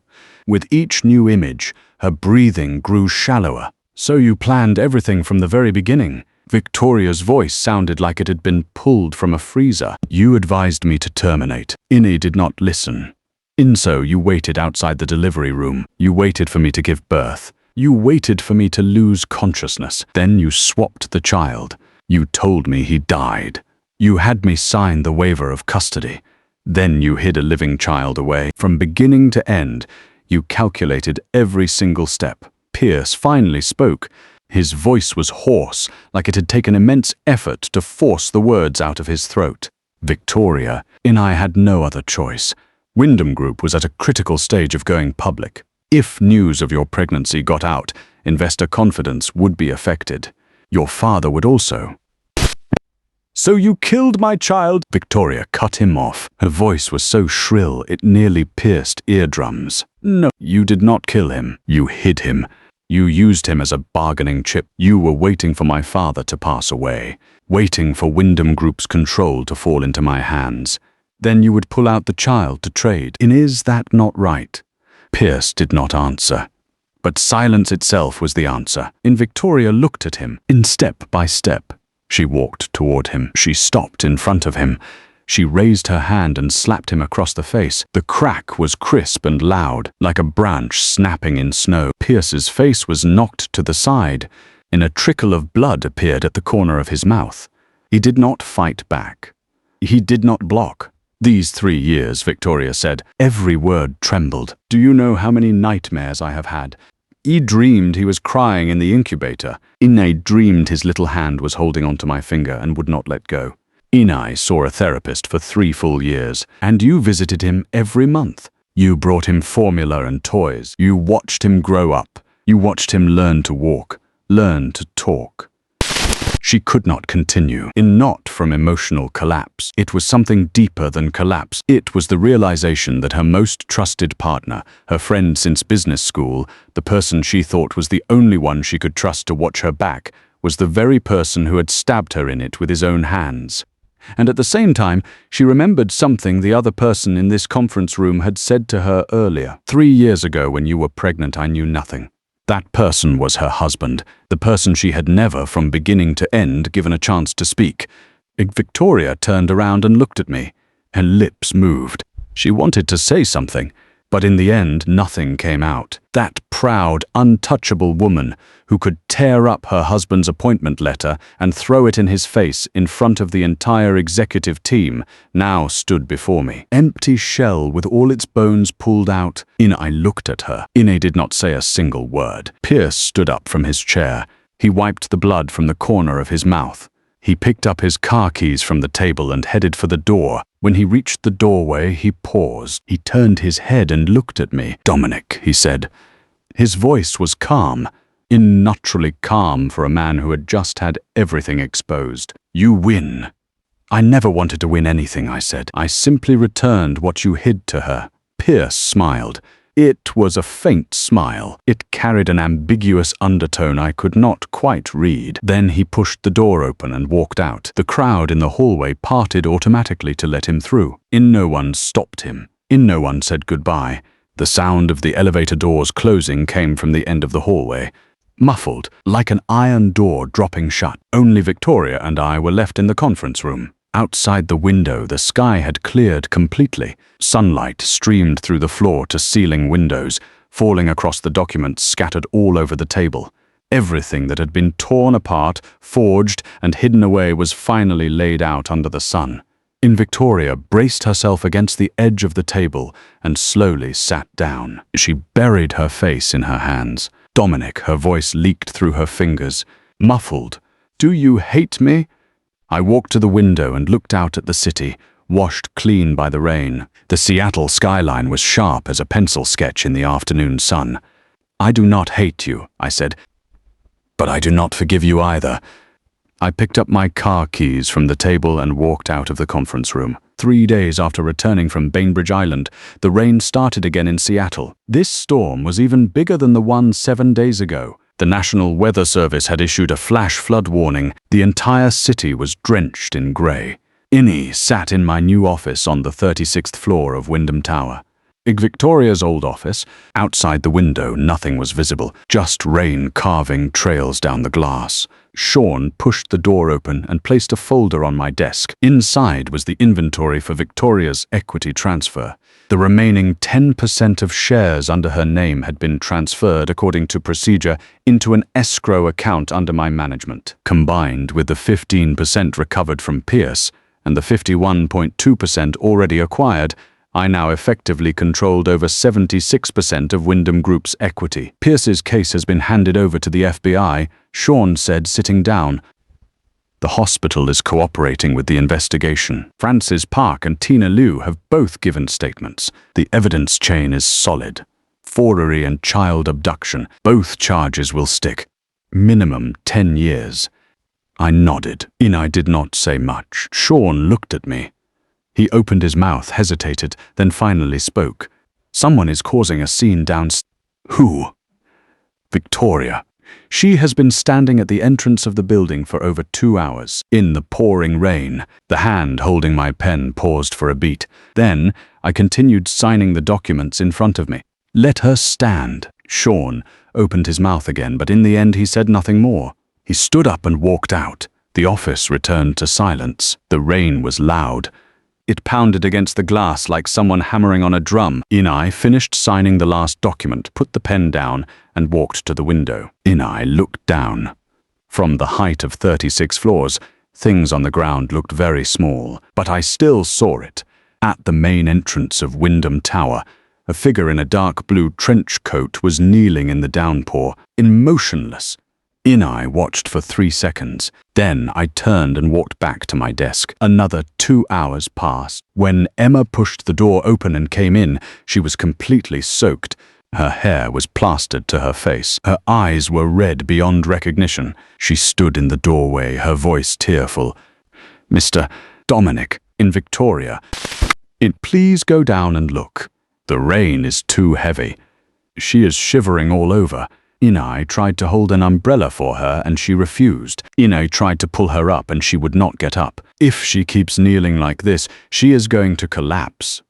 I closed the document in my hands. Inai stood up. Inai took the long black umbrella from behind the door and walked into the elevator. The ground floor lobby was packed. Security guards, receptionists, employees working overtime. Everyone was pressed against the glass doors, watching through the rain-blurred glass at what was happening outside. No one dared to go out. No one dared to stop me. Inai pushed open the glass door. Inai opened the umbrella and walked into the rain. The downpour hammered against the umbrella. It sounded like beans frying in a pan. The water pooling on the ground covered the soles of my shoes. Every step landed in water. Victoria was kneeling about 10 meters from the entrance, in front of the flower bed. Her trench coat was completely soaked through, clinging tightly to her body. Her hair had come loose and was plastered in strands against her cheeks and neck. Her face was covered in water. It was impossible to tell rain from tears. When she saw my shoes stop in front of her, she slowly raised her head. 3 days without seeing her, she had lost a visible amount of weight. Her cheekbones jutted out. Her eye sockets had sunk in. Her lips were purple from the cold. Rainwater slid off her eyelashes, drop after drop, a substitute for tears. Dominic. Her voice was nearly inaudible in the downpour. Her throat was completely raw. It sounded like she had used the last ounce of her strength to force these words out. "Let me see my son." I did not speak. "Please." Her voice had started to tremble. Not the trembling of cold. It was a kind of despair seeping out from the bones. Let me see him. Just once. I stood in front of her, holding the umbrella over my head. Inai looked down at her. Rainwater cascaded off the edge of the umbrella, splashing in a ring of water on the ground in front of her, soaking the knees she knelt on. This face, this woman, 4 years ago, she stood on a lawn in her wedding dress and said, "I agreed to marry you, but not because of love." 3 years ago she hid my child from me, gave birth to my child without telling me, believed my child was dead without telling me. 2 weeks ago, she tore up my appointment letter in a board meeting and threw it in my face. She said I was nothing but a guard dog the Wyndham family kept on a leash. Now she was kneeling in the pouring rain, begging me to let her see our son. "Victoria," I said. My voice was not loud, but in the rain, every word was clear. 3 years ago, did you ever give me a chance to speak?" She knelt there. Her body went rigid. "When you were pregnant, did you ever give me a chance to say, 'I will take care of you'? You hemorrhaged in the delivery room and were unconscious for 3 days. Inai could not even sign the surgical consent form. Because from start to finish, you never thought to tell me you were about to give birth to my child. The child was taken from the incubator by Pierce. You listened to him and signed the waiver of custody. From start to finish, you never made a single phone call to me. You would rather hand every decision to an outsider than let me share a single word of the burden." She lowered her head. Her shoulders shook violently, and her whole body curled into a small, shivering shape in the downpour. "And after that," I continued, and my tone was calm as if recounting someone else's story, "I packed away my own feelings. Inai helped you run the company. Inai helped you keep an eye on Pierce. Inai helped you close those deals you could not close on your own. Inai spent 4 years at Wyndham Group. From entry level to director, from director to special assistant. Every rung I climbed on my own.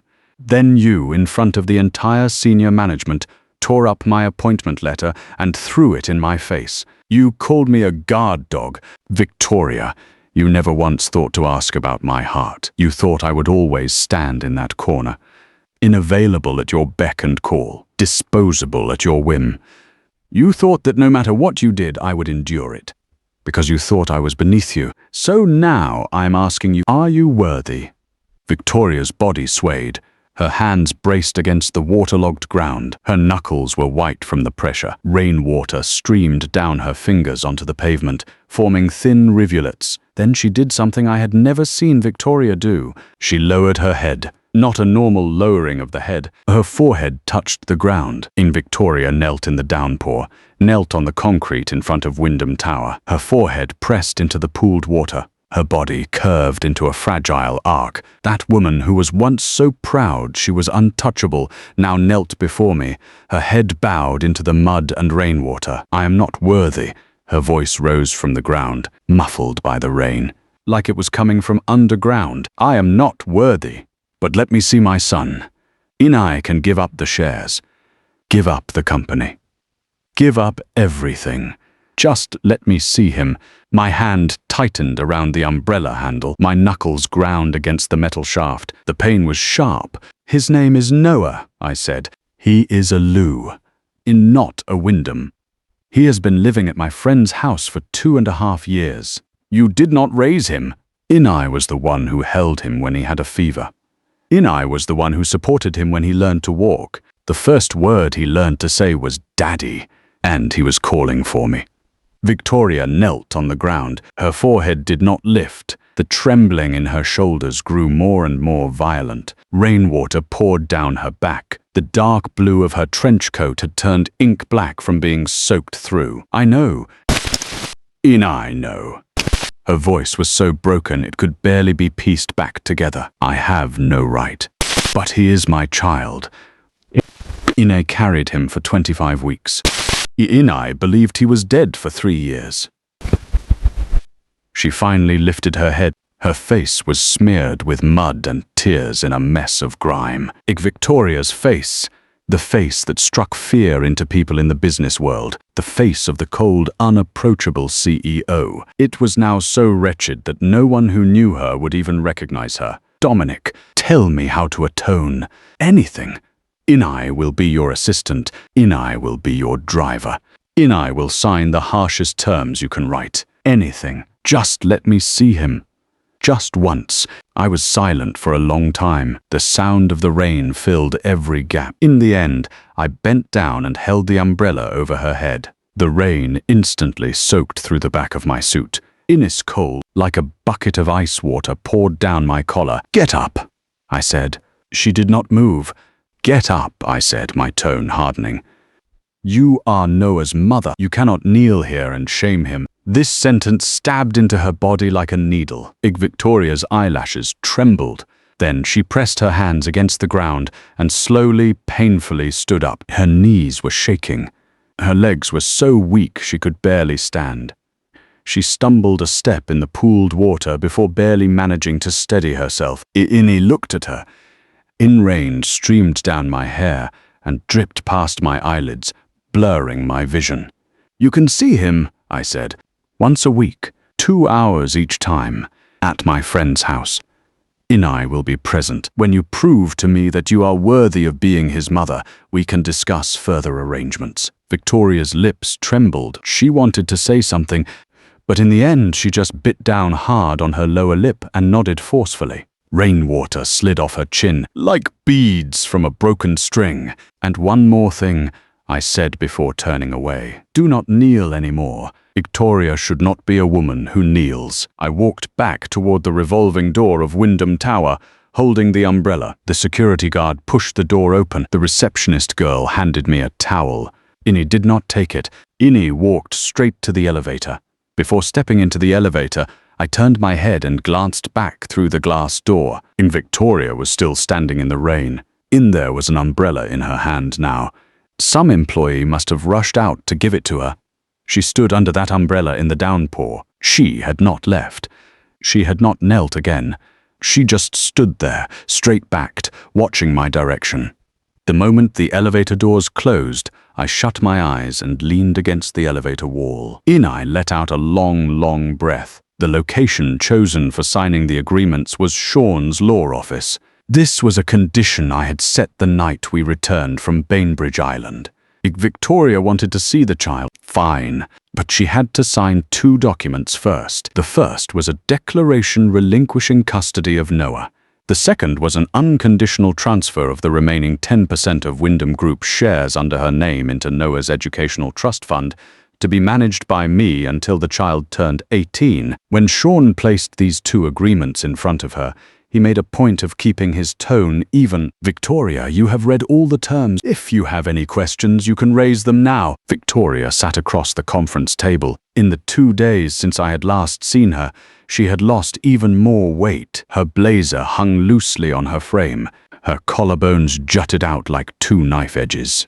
She picked up the pen and, with almost no hesitation, signed her name on the last page of both agreements. The sound of the pen tipped, dragging across the paper was swift and sharp, as if she was afraid that slowing down even a little would make her lose her nerve. After signing, she pushed the agreements across to me and looked at me. Her eyes were still swollen, but her gaze was no longer trembling. I signed them, she said. Now, what you promised me. I collected the agreements and handed them to Sean. Sean scanned them and nodded. Once a week, 2 hours each time. I will be present, I said. We can start this afternoon. Victoria's shoulders loosened almost imperceptibly. She leaned back in her chair, closed her eyes, and let out a long breath. In the way she looked right then was like someone who had been standing at the edge of an abyss for far too long and had finally found a stone to step on. But I did not let her catch her breath for long. There is one more thing, I said. Before we go see Noah, you need to come back to Wyndham Tower with me. Everyone on the board is already there. Waiting for you. Victoria opened her eyes. The board, you are the controlling shareholder now? Just hold the meeting yourself. Why do you need me there? I did not answer. Simply stood up and buttoned my suit jacket. You will understand when we get there. In the conference room on the 36th floor of Wyndham Tower, both sides of the long table were fully seated. Every senior executive in Seattle was present. Even a few retired board members had been notified to attend. When Victoria walked in behind me, everyone raised their heads to look at her. The expressions in their eyes were too complicated to tell apart. In sympathy or morbid curiosity, she paused at the doorway for a beat. Then she walked to the seat at the very end of the long table and sat down.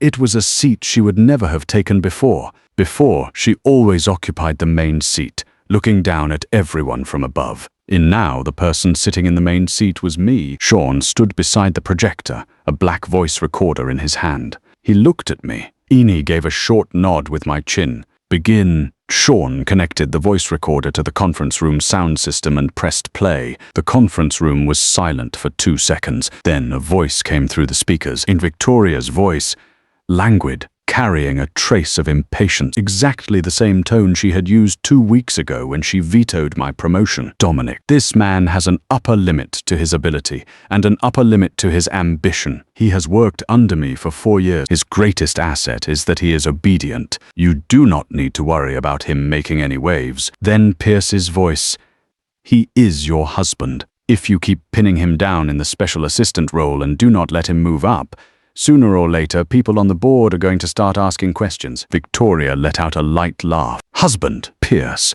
Since when did you become so naive? He is just an employee. I have kept him for 4 years. He should be grateful. Will not give him the VP position. Not before, and not ever. When my father's proxy authorization expires next year, I will transfer his shares over too. By then, you and I together will hold over 40%. No one on the board will ever dare bring up the name Dominic again. The recording continued. Pierce said, and what if he leaves on his own? Victoria's reply was as cold as if she were discussing something that had nothing to do with her. Leave? Where can he go? Every cent he has came from Wyndham Group. His connections were all built on Wyndham Group's platform. If he leaves, he will find out he is nothing. He will not last 3 months before he comes crawling back to beg me. Then a brief pause, the clink of glasses, like two people toasting. Victoria's voice came through again, softer than before. But the sound system amplified every word. Pierce, be patient. Once I finish this project, I will talk to Dominic about divorce. I have already had his things cleared out of the Mercer Island estate. You can move in next week. The recording cut off there. The conference room was so silent you could hear people breathing. Mark, the marketing director, set his pen down. The motion was very soft, but in that deathly stillness it was like a gong being struck. David, the CFO, his Adam's apple bobbed violently. The retired board member, old Mr. Frederick, took his glasses off and wiped them again and again. His hands were shaking so badly he could barely hold the lenses. Every person's eyes were gathered on Victoria. She sat at the far end of the long table. Her face was grey-white, like paper that had been drained of blood. Her lips were slightly parted, but not a single word came out. Her hands rested on the tabletop. Her fingers were curled inward, her nails dug into the weave of the tablecloth. This recording, I said, my tone was as calm as if I were reading out meeting minutes, was made 2 weeks ago. In the study of your Mercer Island estate, you and Pierce, what you probably do not know is that the smart speaker in your study is linked to cloud storage. Invoice logs are automatically backed up. I was the executive special assistant to the CEO of Wyndham Group. The back-end accounts for all companies' smart devices were managed by me. Victoria's body swayed. You tore up my appointment letter in front of the board. You called me a guard dog in public because you and Pierce had already planned it out long ago. First crush me, then kick me out. Finally, do not even leave me that house. What you were afraid of was not that I would do a bad job as VP. What you were afraid of was that once I became VP, I would have access to Wyndham Group's core financials. I would discover that you and Pierce had been funneling company assets into shell companies under his control. I pulled a document from the folder and placed it on the table. Sean has finished compiling this transfer record. Over the past 2 years, you and Pierce, through 4 shell companies, siphoned close to $200 million in assets out of Wyndham Group. Every single transaction has your signature. Victoria lowered her head. It was not the lowering of someone admitting guilt. It was a collapse. She could no longer hold herself up. Her shoulders began to shake. Her fingers dug deeper and deeper into the tabletop. A fingernail bent backward. A thread of blood seeped out from under the nail. 2 weeks ago, you called me a guard dog. I placed the last document in front of her. Today, I want to ask you. You spent 2 years slowly emptying out your own family's company. The partner you trusted most stole your child from an incubator. The man you defended in front of everyone, Pierce. He was lying to you from the very beginning. Victoria, in the end, who is the dog? She collapsed. It was not a figure of speech. She physically slid off her chair. Her knees hit the floor with a muffled thud. Her whole body tilted sideways under the conference table, like a statue that had been pushed over. Emma rushed forward to help her. Victoria waved her off violently. She pressed her hands against the floor and tried to stand up, but her legs had no strength left. She tried twice and slid back both times. She did not cry. Her eyes were dry. But that hollow emptiness was more terrifying than tears. In a woman who had everything overturned in the span of 2 weeks. Her company, her child, in her trust, in her pride, everything she had believed she held firmly in her hands. None of it had been real. The last few seconds of the recording were still echoing through the speakers. Her voice played back again and again, like a dull blade soaring repeatedly over the same wound. Pierce, you can move in next week. Every person in the conference room averted their eyes. No one wanted to see her like this, but no one dared to leave. I stood up. I walked over to her. I crouched down, meeting her eyes at her level. Do you know what I regret the most? I said. My voice was very low. in low enough that only she could. It is not signing the acquisition agreement. It is not investigating Pierce. It is not playing this recording. It is that 4 years ago at our wedding, you told me you did not love me, and I nodded and said it was okay. Back then, I thought that as long as I was good enough, you would eventually see me. I stood up. I straightened my suit. I turned to Sean and said, "Meeting adjourned." The executives filed out from both sides. Not one of them looked back at Victoria. The sound of high heels and leather shoes on the marble floor was like an ebbing tide, wave after wave receding into the distance, until only the hum of the air conditioning and her barely audible breathing remained. Victoria knelt under the conference table. Her hair had come undone. Her suit was wrinkled. There was a smudge of dirt on her knee. She lifted her head and looked at me. Her mouth opened twice. The sound that came out was like a crushed windpipe. "Dominic." I did not look back. When I walked out, the hallway was empty. The sunset outside the window had dyed the entire city of Seattle orange. I pressed the elevator button and adjusted my tie in the mirror. The person in the mirror looked calm, composed, untouchable. Only the knuckles of his clenched hand were white. It started raining again in the evening. I did not arrange it. But it seemed like every time destiny shifted between Victoria and me, the sky was raining. The day of our wedding 4 years ago, it was a sun shower. The early morning, she was unconscious in the delivery room 3 years ago.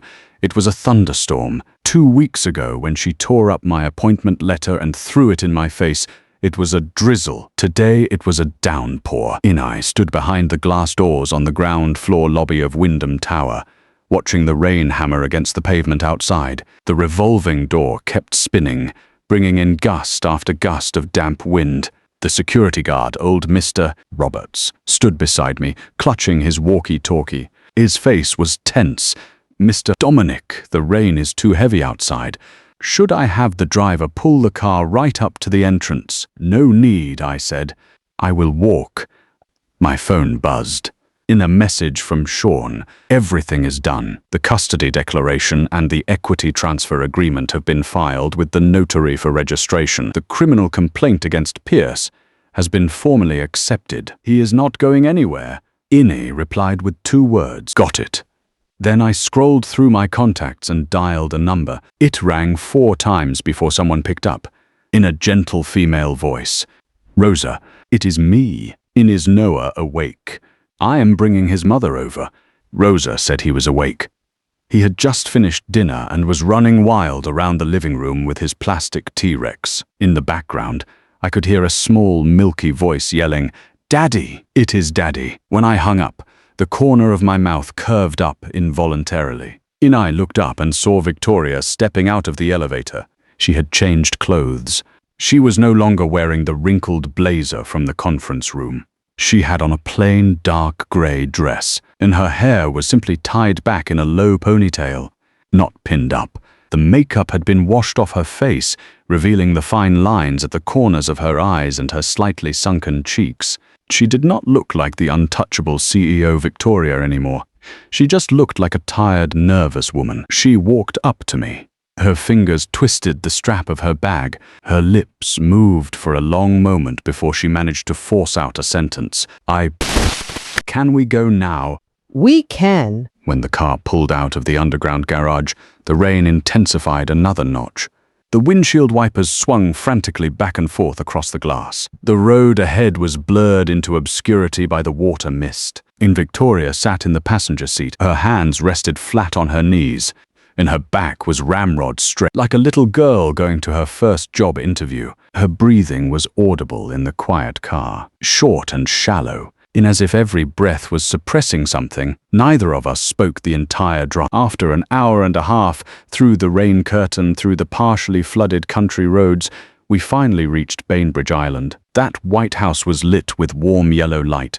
The leaves of the loquat tree in the yard had been battered sideways by the rain, but the red scooter under the tree was still standing steady. I parked the car. Before I could turn off the engine, the screen door banged open. Inua burst out of the house. He was wearing a bright yellow raincoat that was far too big for him. The sleeves were rolled up several times.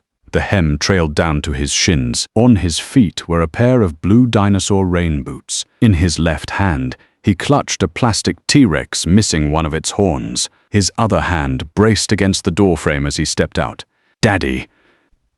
He stomped into a puddle and came splashing toward the car. The water his rain boots kicked up sprayed onto his raincoat. He giggled, showing 4 tiny front teeth, upper and lower. Rainwater dripped off the brim of his hood. And annoyed, he yanked the hood back, revealing a head of soft hair plastered to his forehead with sweat. Victoria sat in the passenger seat, frozen solid. Her hand gripped the door handle. Her knuckles were white, but she could not press it down. Her lips were trembling. Tears had already surged up. They circled in her eye sockets twice before spilling over and splashing onto the back of her hand. Noah reached the car door. He stood on his tiptoes and slapped the window with his little hand. His voice came through the glass, muffled and milky. "Daddy, Daddy!" "Open the door." I pushed the door open and got out. Innie bent down and scooped the child up. Noah immediately wrapped his arms around my neck. He rubbed his wet little face against my cheek. The plastic T-Rex poked into my shoulder. Hard and unyielding, after rubbing against me, he tilted his head and peered into the car. His big eyes blinked curiously. "That lady is here again." Last time he had called her lady, this time too. Victoria finally pushed the door open and stepped out. The rain poured down on her. The dark grey dress was soaked through in seconds. It clung to her body. She did not open an umbrella. She did not seek shelter. She just stood there, 3 steps away, watching the child in my arm. Her eyes moved from Noah's eyebrows to the bridge of his nose, from the bridge of his nose to the corner of his mouth, from that shallow dimple to that plastic dinosaur missing a horn. She looked for a long time, in so long the rain soaked her all the way through, in so long that Noah grew self-conscious under her gaze. He buried his face in my neck and said in a tiny voice, "Daddy, why does she keep looking at me?" "Noah." I set the child down from my arms and let him stand on the ground. Inai crouched down and pointed at Victoria. "This is Mommy." Noah blinked. He looked at me, then at Victoria. Then he dug around in the pocket of his raincoat and pulled out a sticky M&M, just like last time. He stretched out his little hand and offered it to Victoria. "Mommy, do not cry." He called her Mommy, not lady. "Mommy." Victoria did not take the candy. She dropped to her knees. Her knees slammed into the puddle. Muddy water splashed up and soaked the hem of her dress. She stretched out both hands. They hovered less than a centimeter from Noah's cheek.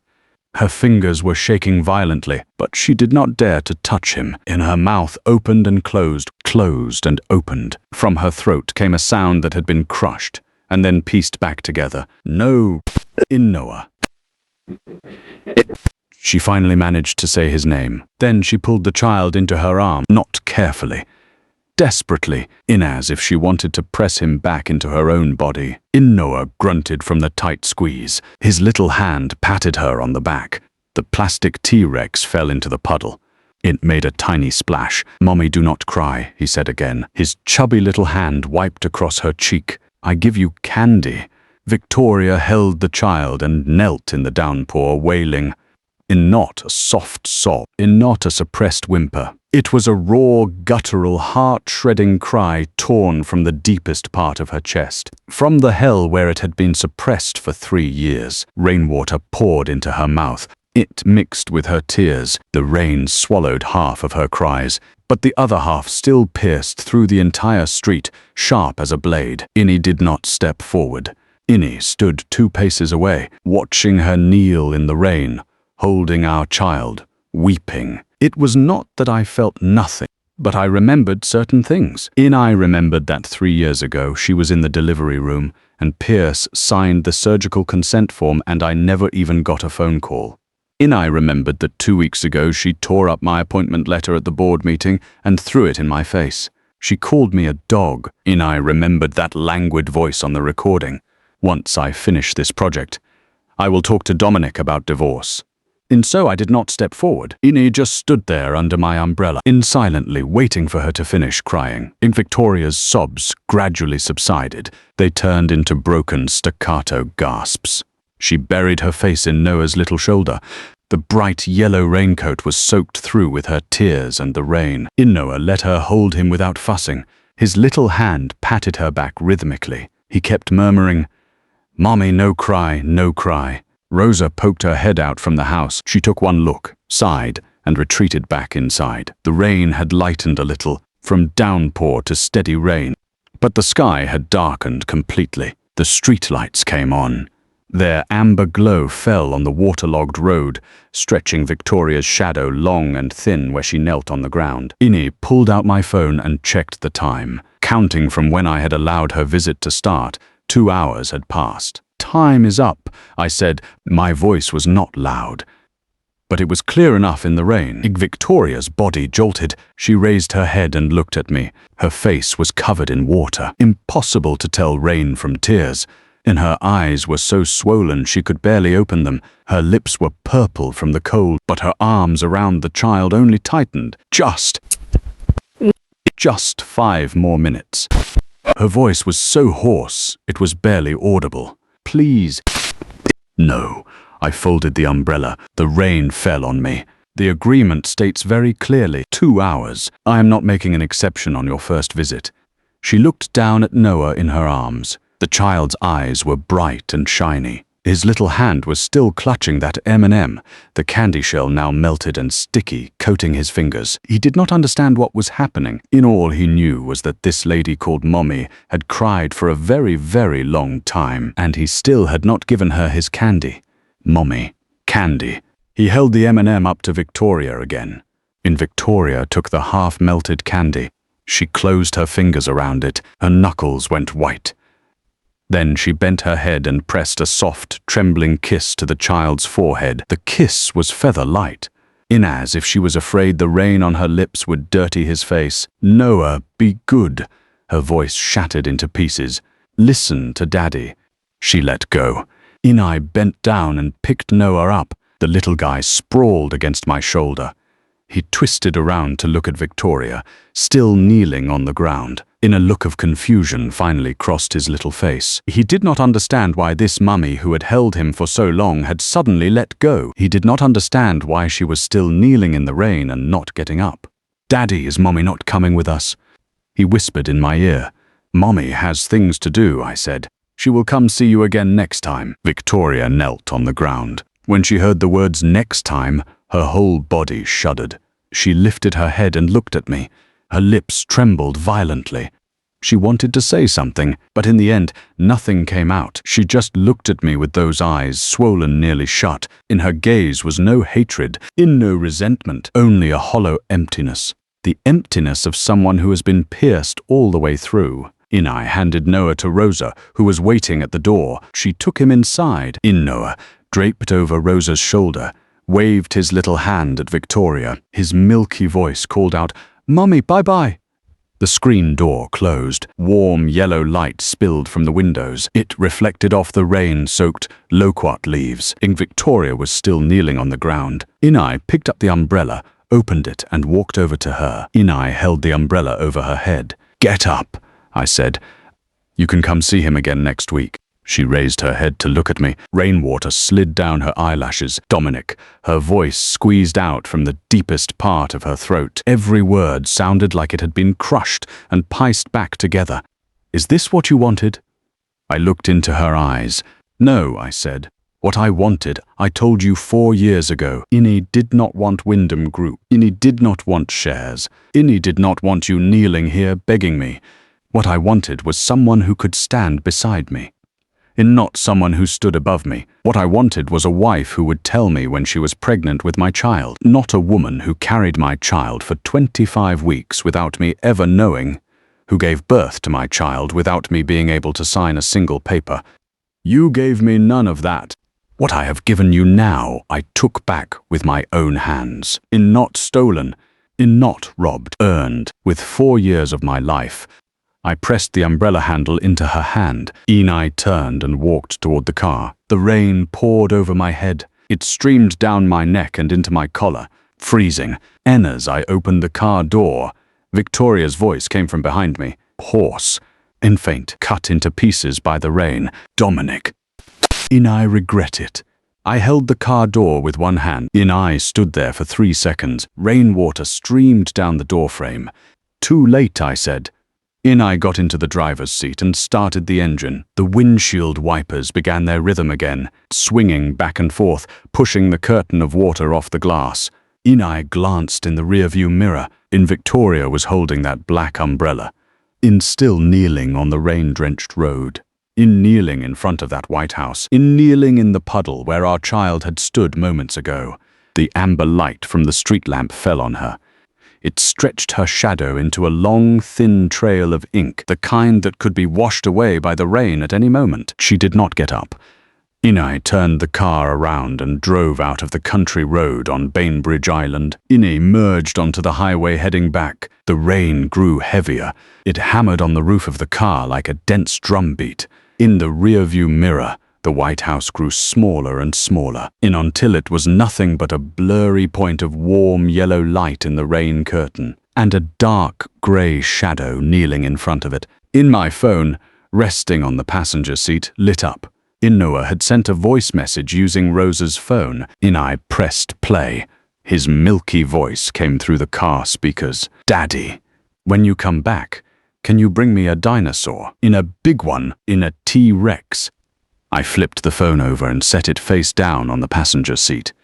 Pressed the accelerator and sped into the night. It was still raining.